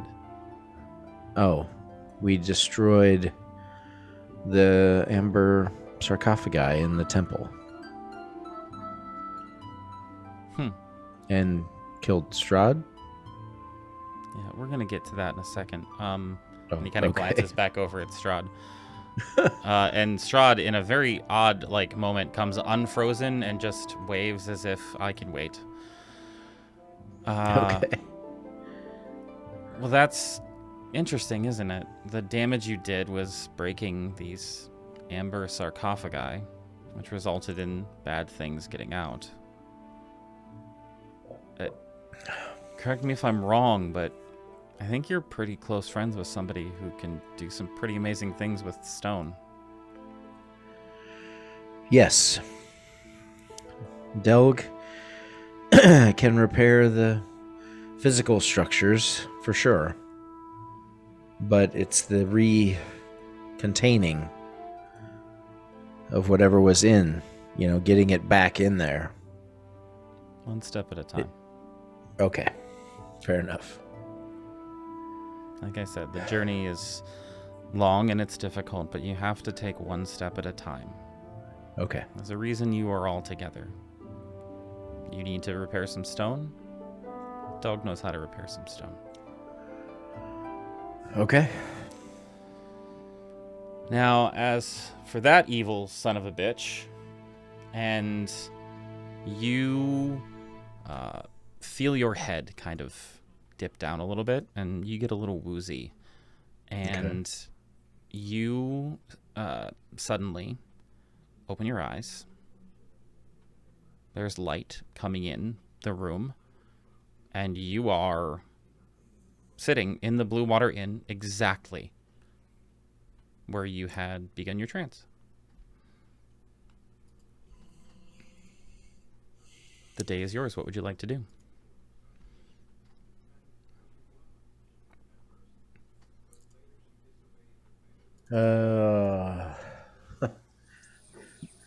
First, I'm going to take a deep breath. I'm going to start waking everybody up.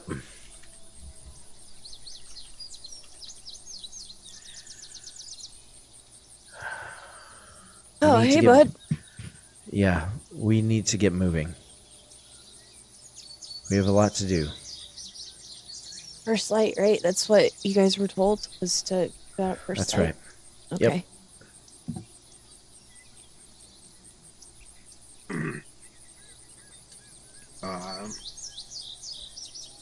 Dog will stand up and stretch and pet Mittens and gather Mittens about.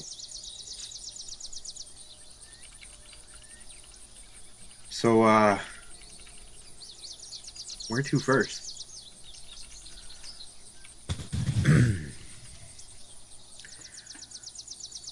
I think we need to go to the temple. What about that Abbey? Where you guys got that letter? You guys sent that a letter with friends at the Abbey, Raven, and everything. Yeah. As Subtle mentioned that, Doug will kind of sigh a little bit as he's getting his stuff together.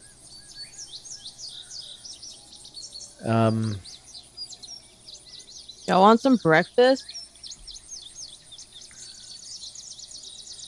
Sure. It's got to be quick, though. Oh, right. Yeah, we gotta head out. I'll go whip something up really quick. I'll be right back. Heads into the kitchen.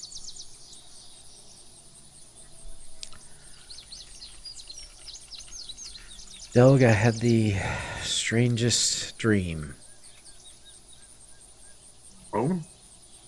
Were you getting chewed out by rats? No. Were you drowning? No. What about a grinder? No, it wasn't one of those kind of dreams. Sounds pretty fortunate. Yeah. But... Wait a minute. Yeah? I thought you didn't dream. I don't, usually. That's why I said it was strange. But I think we need to shift priority to the temple.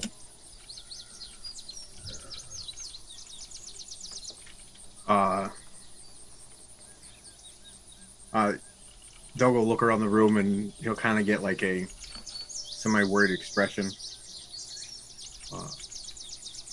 Where's Cascade? I don't know. Look around for Cascade. Cascade is nowhere to be seen.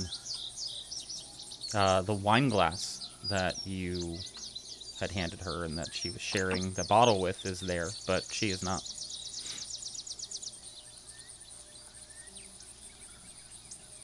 Where would she go? Fettle walks back out with a big bowl of like beet soup and several other smaller bowls. So this is really all that they had. I tried to warm it up a little bit. No wolf steaks? Looks like they were clean out. Bree, you don't eat, do you? Correct. Okay. The soup is good enough. Was there Okay. any bread? It'll probably be old.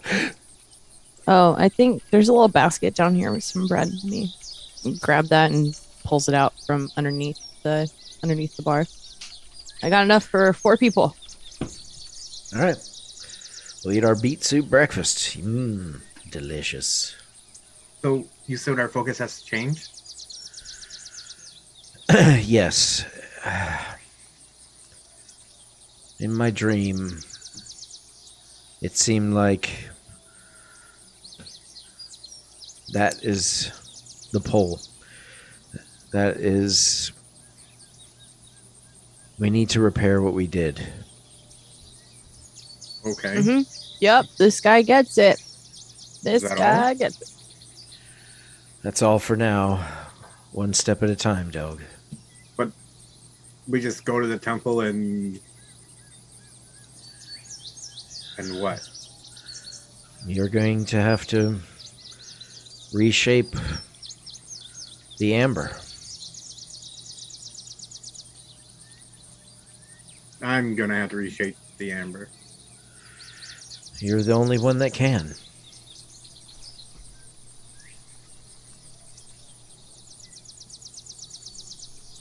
You know that's gonna take a while, right?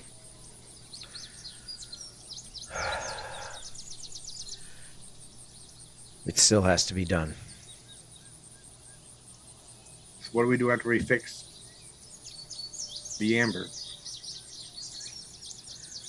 I don't know. There was that part of the Taroko reading that said there was some kind of object in that treasure room that we need to find. Maybe that will give us a clue.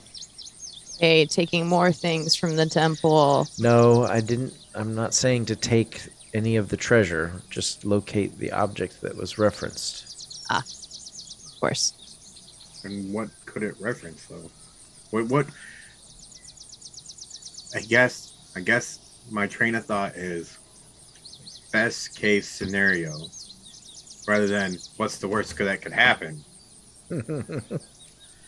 Do you expect to happen? Like what do you see going down? What do you hope to happen?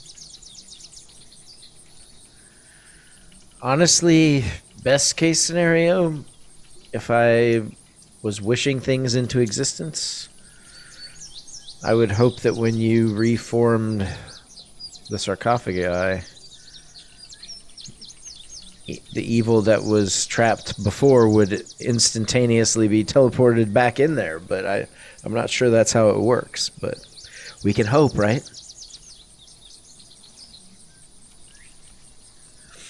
Sounds I like you don't guys know. have like figured it out way more than I have. All I knew just- was that there were things that need to be fixed. So Job.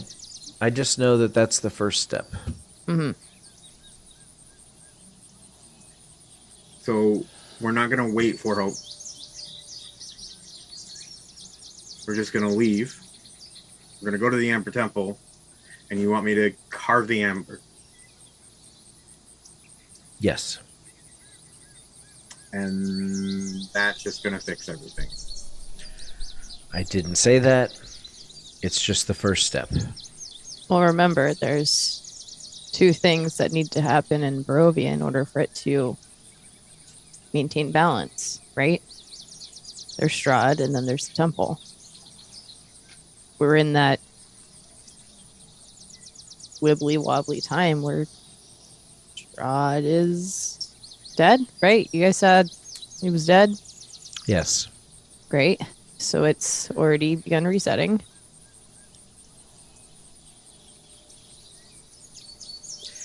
Maybe that's it. Maybe restoring the temple will enable the reset to happen, and that will put everything back the way it's supposed to be. What about subject 2? What's subject to? We fix the Amber Temple, Right. and then what about the Strahd part? What if he doesn't come back? That I don't know. Maybe there's information in the temple. What? But possibly restoring the temple would allow a reset to happen. And he would just come back. I don't You guys know. said he was dead, though, right? Like, I mean, that's what the person who killed him said. Well, wasn't there another way? I remember, like, what if we can't bring Strahd back? What if the reset doesn't bring him back? Then what? more chaos. These are all good questions But that shouldn't none of we us have, could like, possibly know. shouldn't we be thinking about that part? It's a long journey. We can think on it on the way. Well, I don't know about you guys, but we're super barricaded in here, and Missing 2 people. yeah, missing 2. You guys have a great track record of losing people. Thank you for that.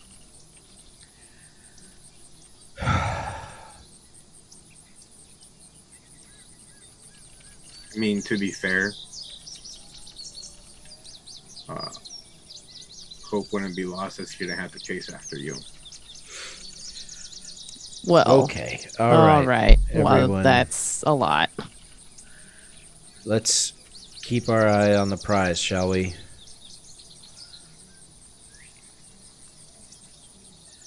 Bickering amongst each other is not going to get anything done. All right. So one last time, lay it out for me. Currently, in our situation, what are we doing? We're going to leave here, go to the Without temple. Pope, without Cascade. I'm People, just clarifying. listen. I just need I a yes don't or know. no. I don't. Yes, I don't know Okay. where either of them are. They're both adults. They both chose to leave. Okay. I wish they hadn't, but there's nothing we can do about that. Then what? Sitting here and waiting is a waste of time. So then what? We leave here. Yep. Go straight to the Emperor Temple. I think so. Listen, I've had my fair share of dreams, signs, interactions with gods. Most of them have not led me astray. Not that I question you, but I do question where you would get your information from, but I trust that you will lead the right way. So you just tell me what we're doing, and we'll do that. Thank you for that, Delg. Means a lot. Let's get the horses and start heading up the mountain.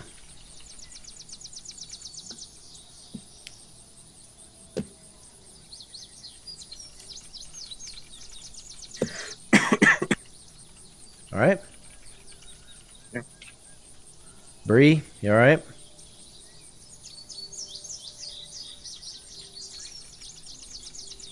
I am worried.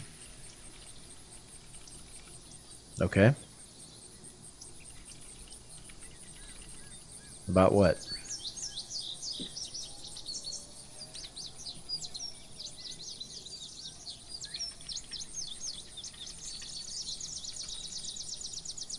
Worried for our friends. And worried for us. This place.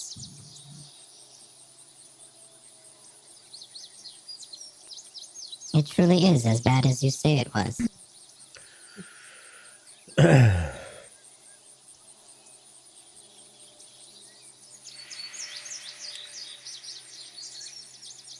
I'm sorry you had to experience this, Bree.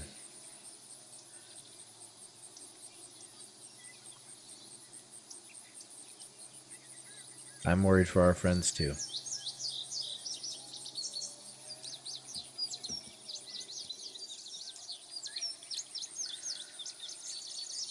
Everybody ready to get going? It's a long journey. To the temple.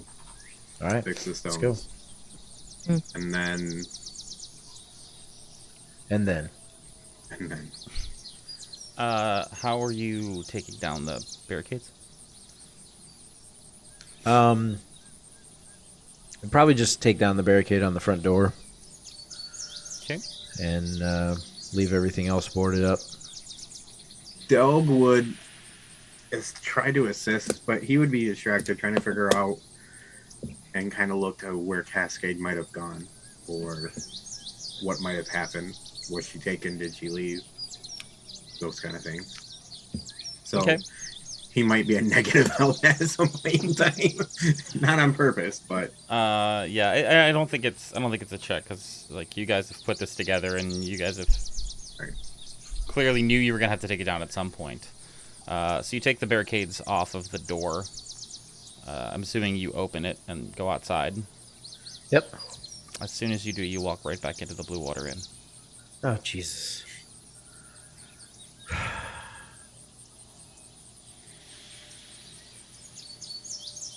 Just me or everybody? Just you. I mean, everybody's still there. You were the first one through. So what does it look like to them? I just walked out the door and came right back in. Mm-hmm. I thought we were getting the horses ready. Didn't we have a plan? You try to leave. I just tried to leave and I ended up right back in here. Okay. That's Yeah. silly. Uh-huh. I've already been through this once today. I'd rather not go through it again. So you want me to go get the horses by myself? No, can I come just with want you to it's step okay. out onto the stairs and tell me that you got outside. Okay. Delg will. Or I'm going to go watch out you the front walk door. out the front door. Delg walks out the front door, turns around, and stands looking at you through the doorway. All right, now I'm going to try to walk through the front door again. You walk back into the Blue Water Inn. Did you see that? Are you coming? Did you change your Did mind? Did you see what just happened? Do you know what we're doing? We're on a bit of a time crunch here. And we have friends that are missing. What fresh hell is this? Ah. You know, Varis, I see this as an opportunity. Oh, honestly. really? Yeah. Well, the whole thing. How so? Clearly, there's some pretty important work that needs to be done here In here? in Barovia. I agree. I'm trying to do that, but I can't seem to get out of the building. Well, I'm not a therapist, so I can't really help you out with that in particular. But what I can tell you is based on the information that you all have shared with me and the knowledge that I have that I can share with you. Very clearly, obviously, we have to go fix the sarcophagi that you guys all just decided to go destroy. But the opportunity lies within the land itself. Delg will turn on the bench, look at Fettel and Blake. Destroying them was a very good idea. I mean, I see that. If I were in that situation, I probably would have done the same thing. But who's to say that it has to be Strahd that takes over this area? He's dead. There's a ticking time bomb here. Varis, you hear a voice coming from the staircase as Father Donovich walks down the stairs. Oh, boy. Father, Yes. I thought I woke up. I'm right back where I started. I don't know about that. You're in a new place. You know things you didn't know before. Okay. Let's break it down. Let's take it logically. You're a logical person, right? Yes, I thought so until today. Well, Cascade's not here, Right. and Hope's not here, Also, right. and this is a dream. Right. So, who's here?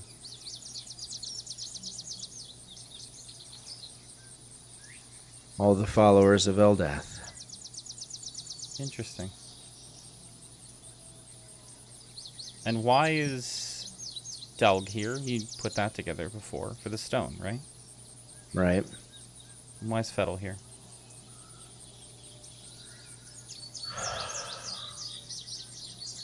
I don't know. Fettel came to help us. He was looking for hope, but Okay. knew that we were all here. He came with the information that we needed to repair what we damaged, Maybe that's it. Maybe that's why he's here. to help us repair what was damaged. Or just to give you the information. Okay, My guess is as good as yours. fair enough. My guess is literally yours. Right. Okay. So why is Bree here? Bree was sent to protect Hope and Delg. That's what she said. You sure about that? No, But that's what she said. She said a lot of things. Dog's part of it. Right. Hope's part of it.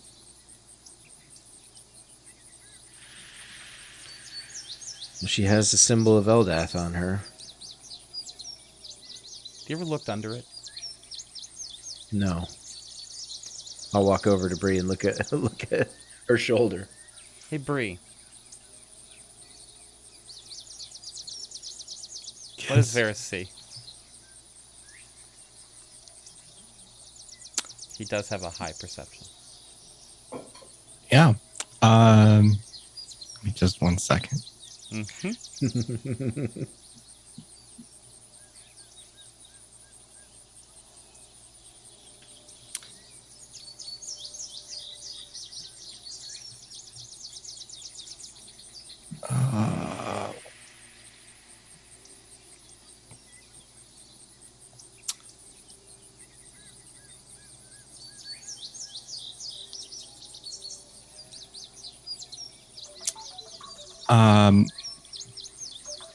It is on the surface. You see the waterfall, symbol of Eldath. Okay.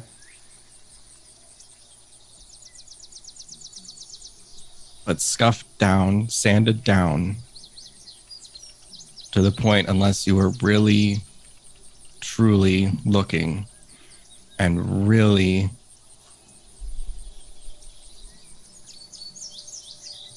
putting all of that all together, barely recognizable. It looks like a symbol used by Morningstar and his associates.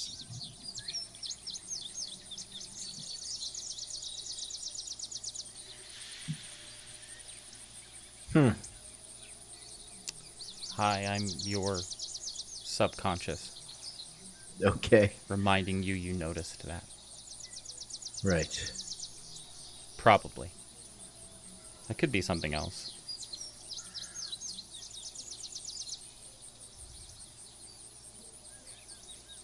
Okay. Here's the thing, Varis.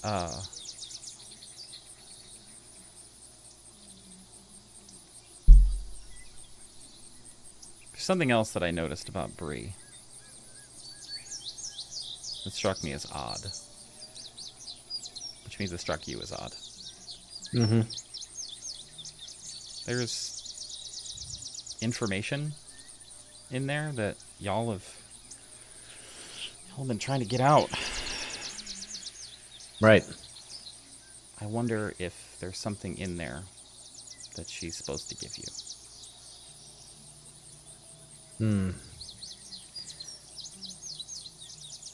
Maybe when you wake up, you can ask her. Yeah. Everything, all the weird information that she's talked about were triggered by, events or words or things like that. I wonder if bringing her to the temple is one of those triggers. Might be. It's possible. This is your dream, though. You could just ask her now if you wanted to. Right, but isn't she me too? It's your dream. Hey, Bree.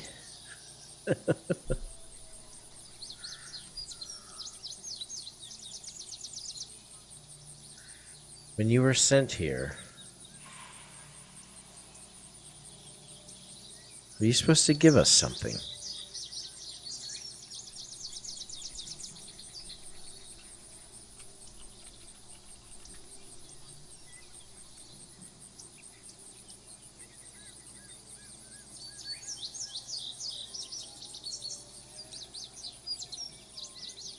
I have given you many things. I suppose they have all been relevant for the time. Right. That's kind of what I thought too. But the time is coming for us to do something important. Are you sure there isn't something else hidden that you're supposed to give us? Father Donovich leans in. You might need to be more specific.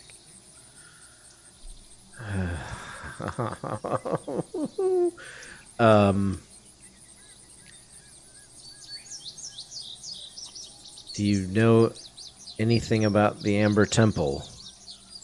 Or what we're supposed to do there? Or do you have any tools or items we might need once inside?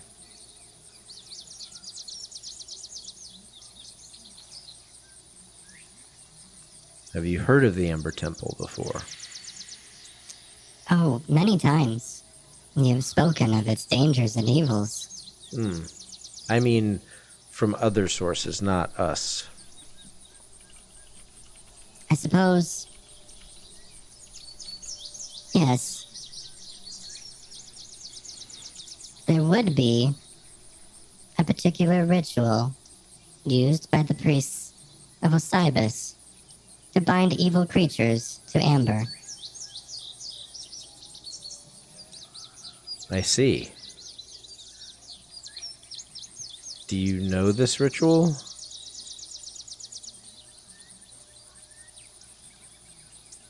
Affirmative. Donovich touches you on the shoulder as Bree reveals the information about the ritual. And as he does, in the process of you turning to look at him, the surroundings around you change. And you find yourself in a broken and torn down chapel. There is iconography of the Morning Lord all around. However, there are two other things that you notice. One, on the altar is hope. And next to the altar is Strahd. And Father Donovich stands at your side. So it seems like you have a couple problems you're working through right now. Yeah, a couple, yeah. What is all this? I think this is an important moment for you. I think a lot changed here for you. Yes. Pretty meaningful stuff. It did. Too.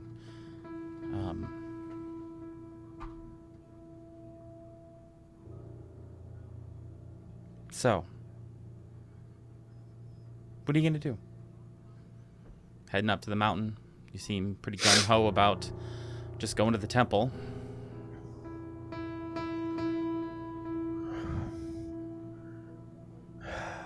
We need to fix things, right? And if you allow me, Varis is going to start walking toward the altar. Mm-hmm. Go right ahead.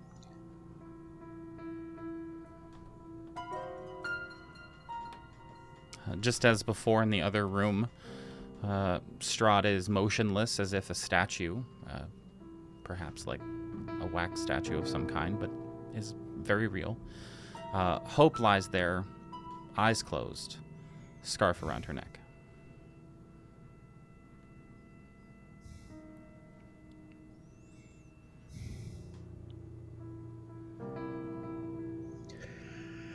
I look at her and I'll reach out and touch her arm. It's warm.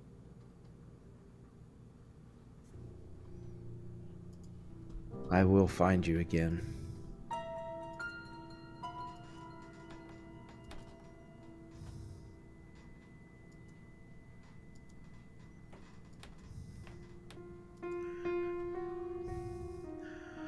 I hope you are trying to find me too. Or find your way back to us.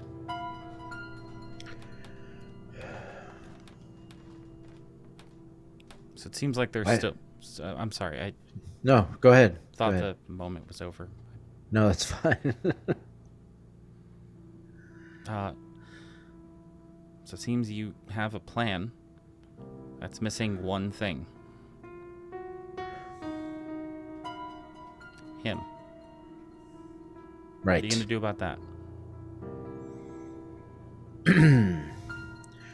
I kind of hoped the land would take care of that.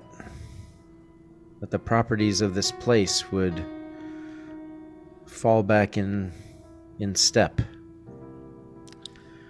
The thing is, what was keeping him alive? Probably the thing you let out. Right. He's probably dead. Like, dead. Oh.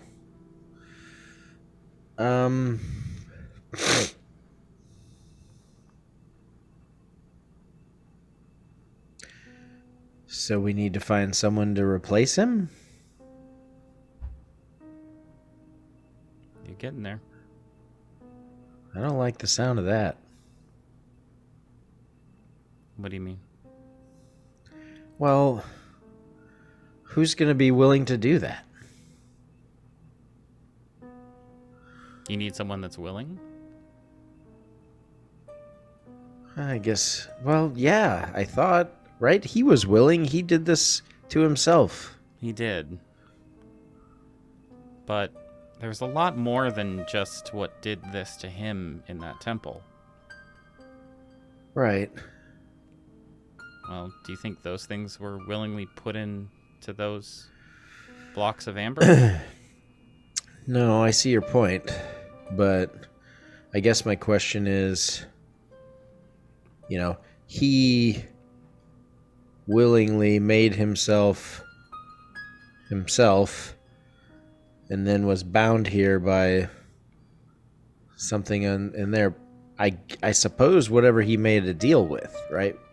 But you have to be willing to make a deal. Have you considered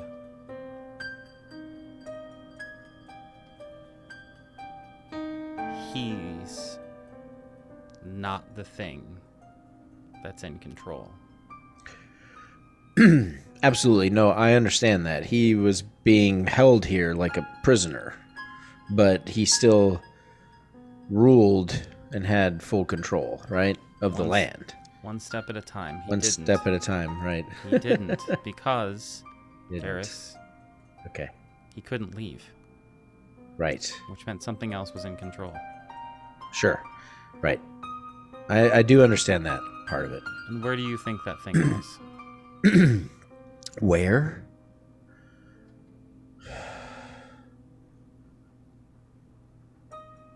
I have no idea. It's exactly where you think it is, Varis. Come on. In the temple? In the temple. That still doesn't answer who would replace him. You don't have any ideas, Varis? I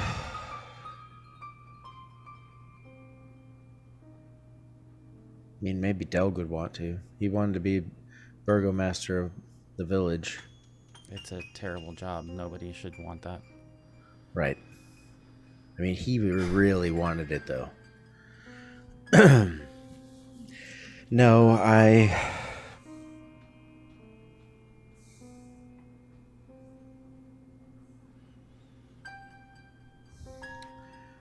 think I understand.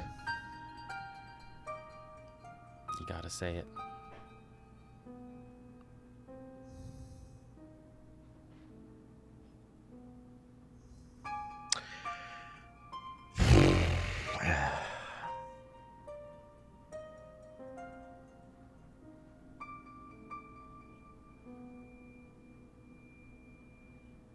I will have to take his place.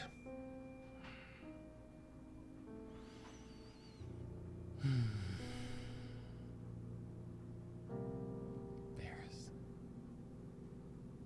No? I mean, I don't really want to, but... Let me make this more urgent. Strahd starts to move towards Hope. Oh, shit. No, no. No. Strahd is now leaning over, looking at you, dead in the eyes, as he moves the scarf off.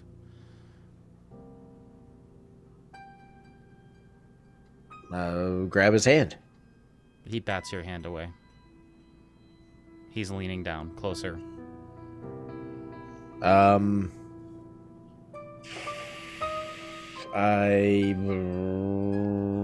Where's my damn list? I cast Wall of Light over both of us. There is a pulse of energy that rips through and pushes back all of the pews in the room as this wall of light comes into existence and then fades out as Strahd smirks.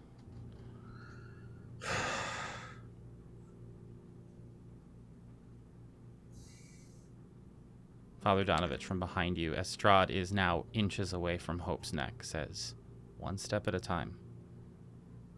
Okay. Just the basics. Don't overdo it." I mean... Fuck. I don't understand.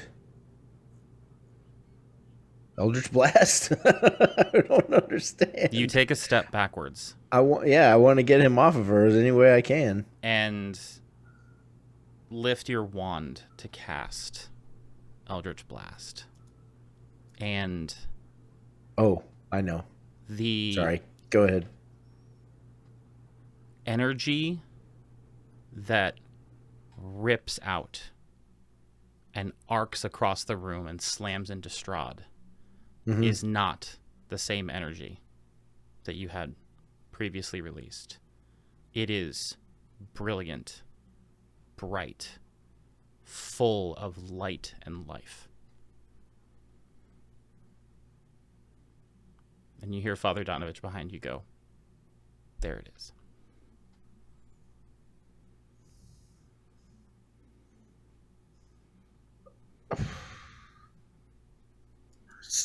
Never done that before. It's as if something inside of you is trying to get out. All right, so where is he now? What's he doing? Is he still moving on her? He is frozen. He has taken the shot into his chest and pushed back, and he's regained his stance of stability, but he's frozen again.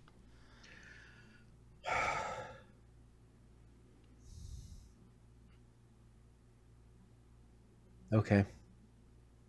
Varis, have you ever considered you can solve more than one problem at once? No, I'm not very good at that. I'm kind of a singular focus kind of guy. Varis. But, yes. You don't have to sacrifice yourself. Ever. There is something inside you that wants out. And you have a need of something to take over.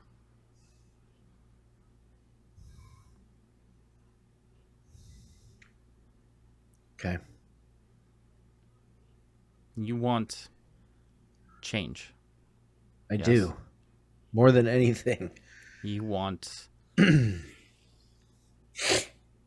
take a new direction, to carve out a new path for yourself. For hope. Yes. Yes. Does that path lie with who you currently answer to?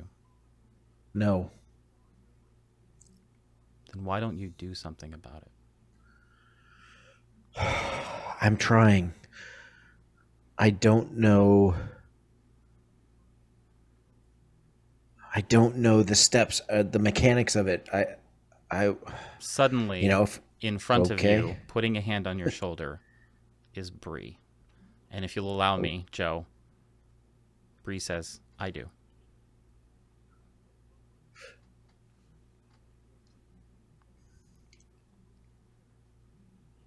What?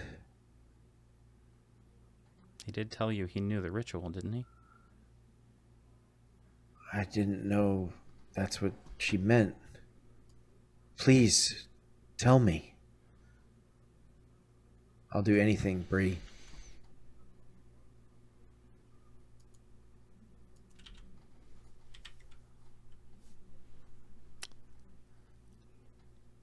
One step at a time, Varis. Okay. Speaking of steps, it seems like you're just about ready to make that jump we talked about. Set yourself on a new path. I'm ready, Father. He looks over to the broken window in the chapel, the one that Irina had fled away from Strahd to, and vaulted herself off of the mountain. After you.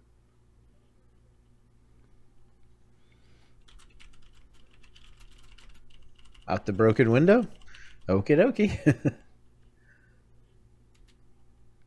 I'll hop up there.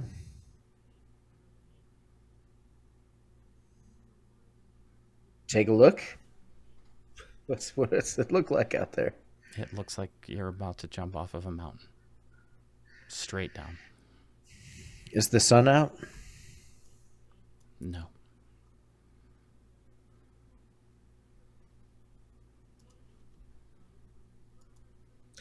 Then I'll reach into my bag and I will pull out the symbol of the Morning Lord that Delg made for me.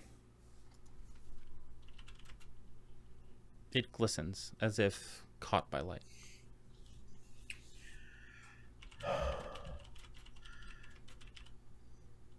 And was that a necklace, Delg? I think it was a necklace, right? Catchy? Yeah. So I will put it around my neck. And I will touch it. And I'll say, there's always another dawn. And I'll jump.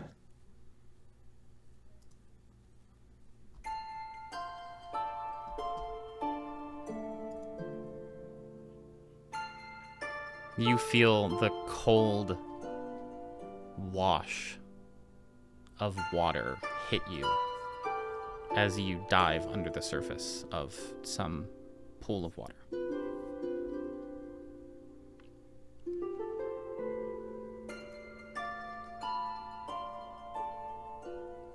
Okay.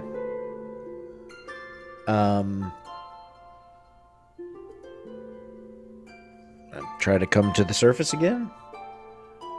See where I ended up. Such a good jump! Oh my gosh! I haven't even jumped from that high before. That was amazing! Were you scared? Yes, very. Oh, that was incredible. One day I'm gonna jump off that rock too, and it's gonna be just a hoot and a holler.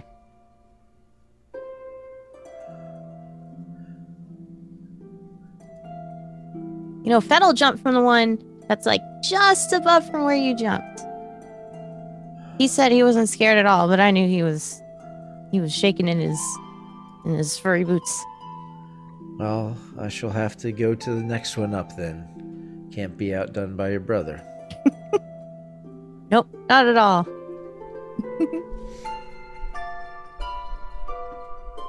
Actually, your brother's a good man. Oh.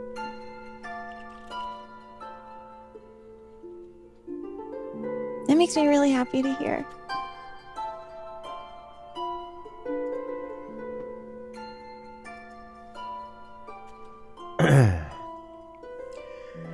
I suppose I'll swim to the shore and Yeah, this isn't my Exit. story to tell, so don't ask me. exit the pool and just kind of sit on the beach. Is there a beach there? Or is it just grass along the shoreline? What does it look like? Oh, It's it's not really like a super beach or anything. It's a little bit muddy. okay. The shoreline is mostly rocks. Okay. So it is easy to sit down and not feel like you're sitting in a bunch of mud. But very, very quickly as the shoreline ascends, it turns into vibrant and lush grasses and flora. There are many trees surrounding the lake as well. You hear some kids playing off in the distance. Oh, okay, you're not wearing a shirt. This is a bit much.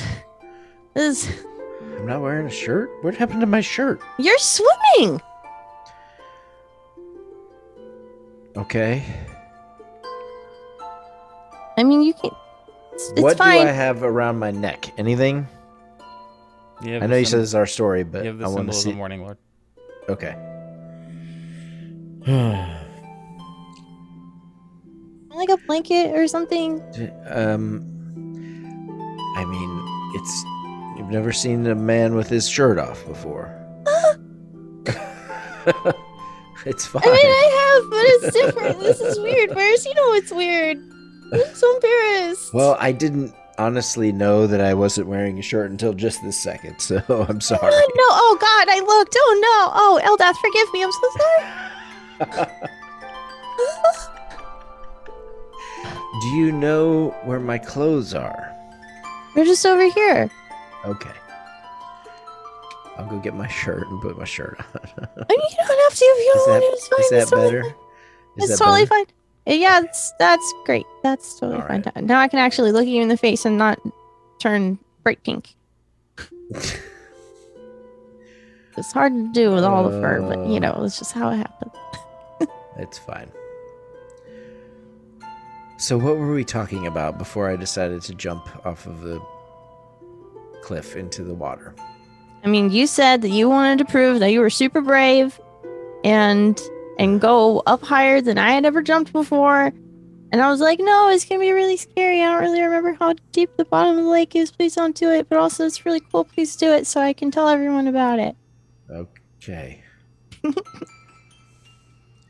But you know I can fly too, right? So it's not really that big a deal. It's really cool, though. Okay. Also not what I was expecting, but What were you expecting? the lake was very refreshing. Mm-hmm.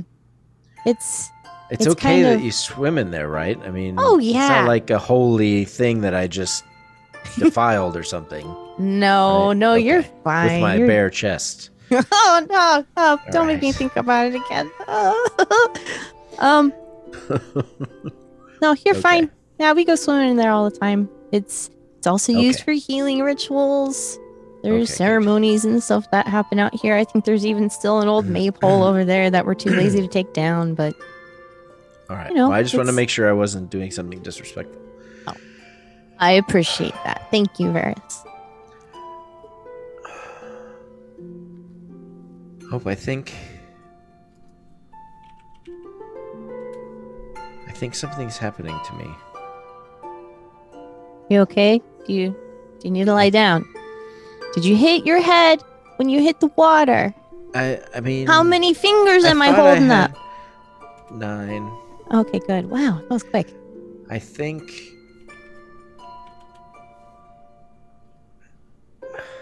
it's hard to say. I think you asked if I'm all right. I think I'm going to be. I mean, yeah, of course.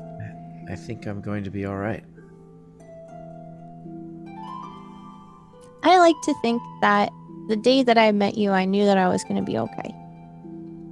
So Well, I did save you from the scary house, so you did. I I'm heard a joking. lot of spooky things going on in there, and I hid in a Doug closet. helped. I mean, yeah, but You're the one that opened the door and found me, so thank you. That was one of the best days of my life. Finding a furball in a closet? That's a silly day. It's not every day. It's true. I did find my brother hiding in a closet once when we told each other that hiding in the closets and hide and seek was off limits because one of the door handle is just really, really fidgety and really hard to open, and he's still hidden there. Should have left him in there. Taught him a lesson.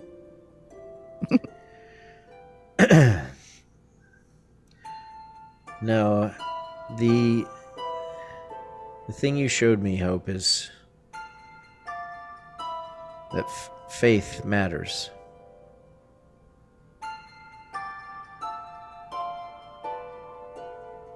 And that's what I was missing.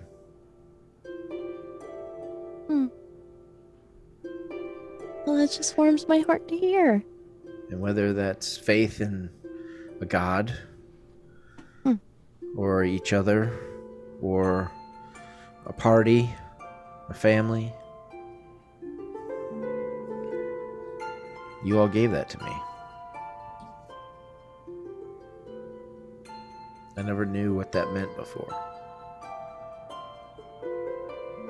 Oh, well, I'm just full to bursting over here, and she's just gonna like lean over and give you a big bear hug. That's just the nicest thing. I hug her in kind. I don't ever want to wake up from the stream. Right now. Well, I mean, we're just here hanging out by the lake. I know. You can stay here as long as you want. That's the thing, though. I can't. We have things to do. The path ahead, you know?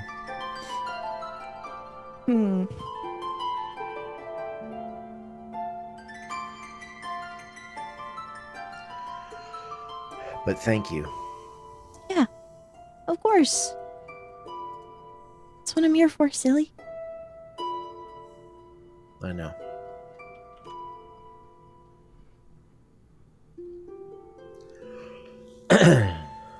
You know, this is where I used to come hang out when I needed some time alone. Needed to think.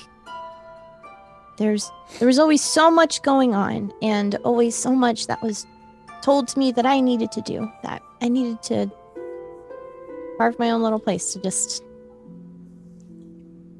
hide away from everything. But now that I think about it, this is a big enough space for two people. Tell you this will be our spot, our place to remember. Well, thank you for sharing that with me. Yeah, That means a lot. absolutely.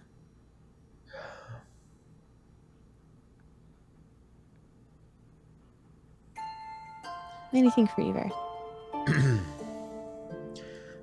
I'm just going to take her hand and sit down and just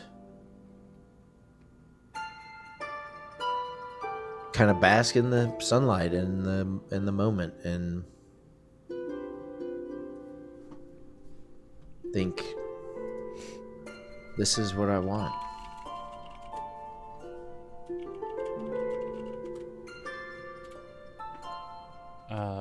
Are you gonna keep holding my hand for a while, or? Oh. It's Father Donovich. No, Father. I mean, I can hold my own hand if I want to, so it's fine. The bench is kind of comfortable.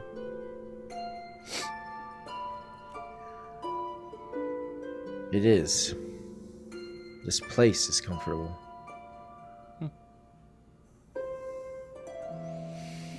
Well, and he puts his hands on his knees and stands up, turns around to you and says, I guess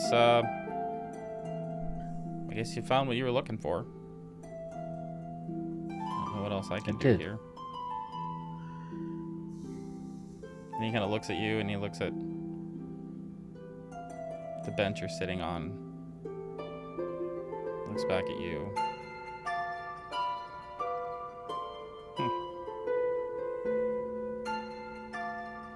What? Don't they normally put like a dedication or something on benches? I'll get up and look around the bench. See what it says. It's a plain bench. If it says anything. It doesn't say Plain anything. bench. Who did we... There was a bench at this place mentioned before, but did I have knowledge of that I vision believe... or whatever it was? I don't Trying know. to remember. Yeah, I don't remember what the circumstances were. Shit. I could be wrong, but I think Hope talked about it. So I'd like to try to remember what it did Oh, wait. say if there's You nothing didn't here. know because Hope went didn't. there and then Okay. straight back. Yeah. Okay, so that was when she teleported. That's what it was. Okay, never mind. So I wouldn't have known what it said. Mm-mm. But there's nothing written or inscribed on it. There's not. But when you turn back, Father Donovich is holding a knife. What? The handle's toward you. Oh, It seems Okay. like you wanted something, so... Again, I'm you. okay. So I'll take the knife. And I will carve for Hope in the back of the bench.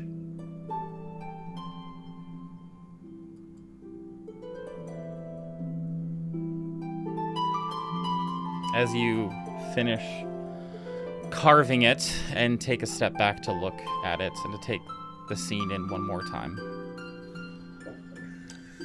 Taking a sigh and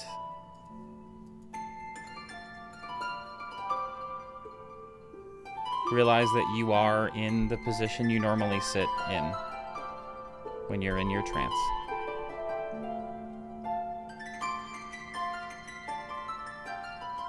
And it seems like you are back in the Blue Water Inn. Sure I am.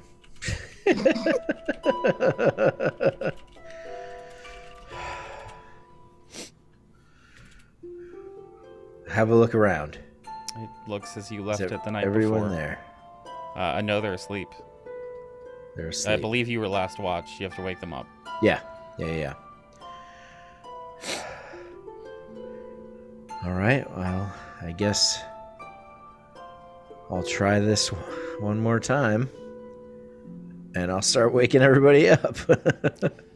I feel as though, based on the last experience, you would have checked on Cascade first, and Cascade is Yeah, absolutely. sleeping, and asks, Okay, good. And asks for 5 more minutes, and it seems as if the wine has gone to her head. Nope. No 5 minutes. We have work to do.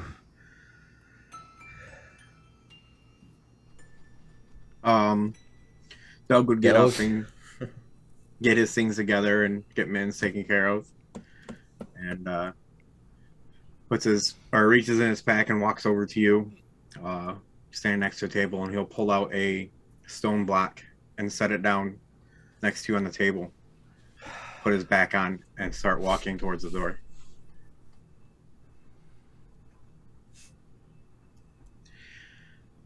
Doug? Yeah. Where did you get this? Don't we have more important things to worry about right now? Somehow I don't think so.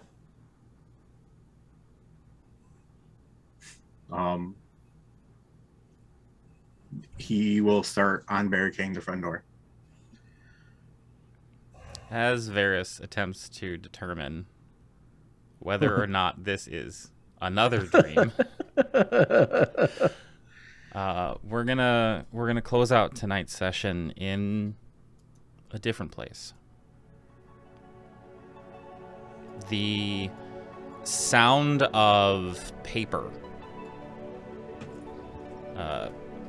leafing as if somebody is flipping through a book rapidly. Fills what is an otherwise relatively barren chamber with no sound to speak of. It's a little bit darker, but not too dark. And there is a chill in the air. Hey, I don't know. I hope you like those. Your friend Artemis, he turned me onto this book kind of thing. It's from it's not from where he's from. It's actually from someplace else. I can't keep track of this shit. You're better at that than I am. But it's by this kind of poet playwright thing. Thought I'd, he thought I'd like it because of my history and everything else, and the whole job that could have been thing. Anyway, I'm just trying to keep you company while you wait. I don't know how long it's gonna take. But you had faith in them, and so I have faith in them. So I know that they're gonna do it.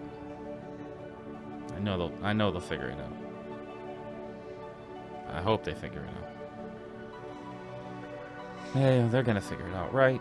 You know what? I can't worry about that because I can't talk to them. I can't get. It's. Sorry, you were always better at the planning stuff than I was. I gotta say though, I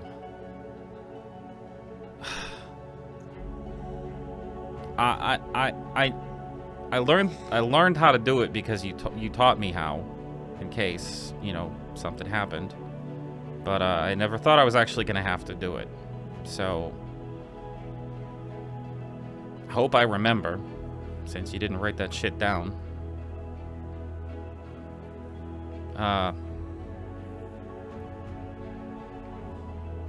Also, the vessel thing is a little bit heavy-handed, don't you think? I mean, I appreciate you trying to keep it in the family and everything, but like, your father? Really? That's what you want me to put you into?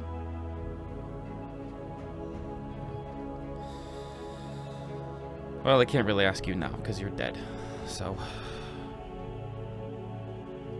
Hey, there was another one. That was in here that I actually liked a lot better. Probably because of the whole Fae connection and everything. And there was a speech, and he keeps flipping through to try to find it, that really connected with me. I'm just gonna keep reading to you until I get word. Because then everything's gonna change. So, this one's from, it's called A Midsummer Night's Dream. It's crazy. It basically is some random story about Feywild, I think. I'm not sure. But there's this speech that the guy gives at the end. And I swear to God, this guy might actually have been my guy up in the place. It goes, if we shadows have offended, think but this and all is mended, that you have but slumbered here while these visions did appear. And this weak and idle theme no more yielding but a dream. Gentles, do not reprehend, if you pardon we will mend. And as I'm an honest Puck, you see that's where I think that they're, like, I think Puck is the guy, never mind, I'm gonna keep reading. If we have unearned luck, else to escape the serpent's tongue, we shall make amends ere long. Else the Puck a liar calls, so good night unto you all. Give me your hands, if we be friends, and Robin shall restore amends. Chat, what you don't know is that Chum has not been a part of anything behind the scenes the entire night. So I guess we'll take this opportunity, Chum, to say hi. Hello. How's it going? Yeah, it's going fine. Welcome to the party. Thank you. ready for the sessions to start now. All right, here we go. Yeah. Good introduction. Yeah. Yeah. Sick intro. Nah, that was great. I mean, it's a sick intro to something. Something that's been building for a while. Man, fucking tastic that was. I'm glad You're you gonna dream. enjoyed. Sorry, You're say gonna again. dream about For Hope and Carve for like a week. Hmm. How many times I tried to get that in there?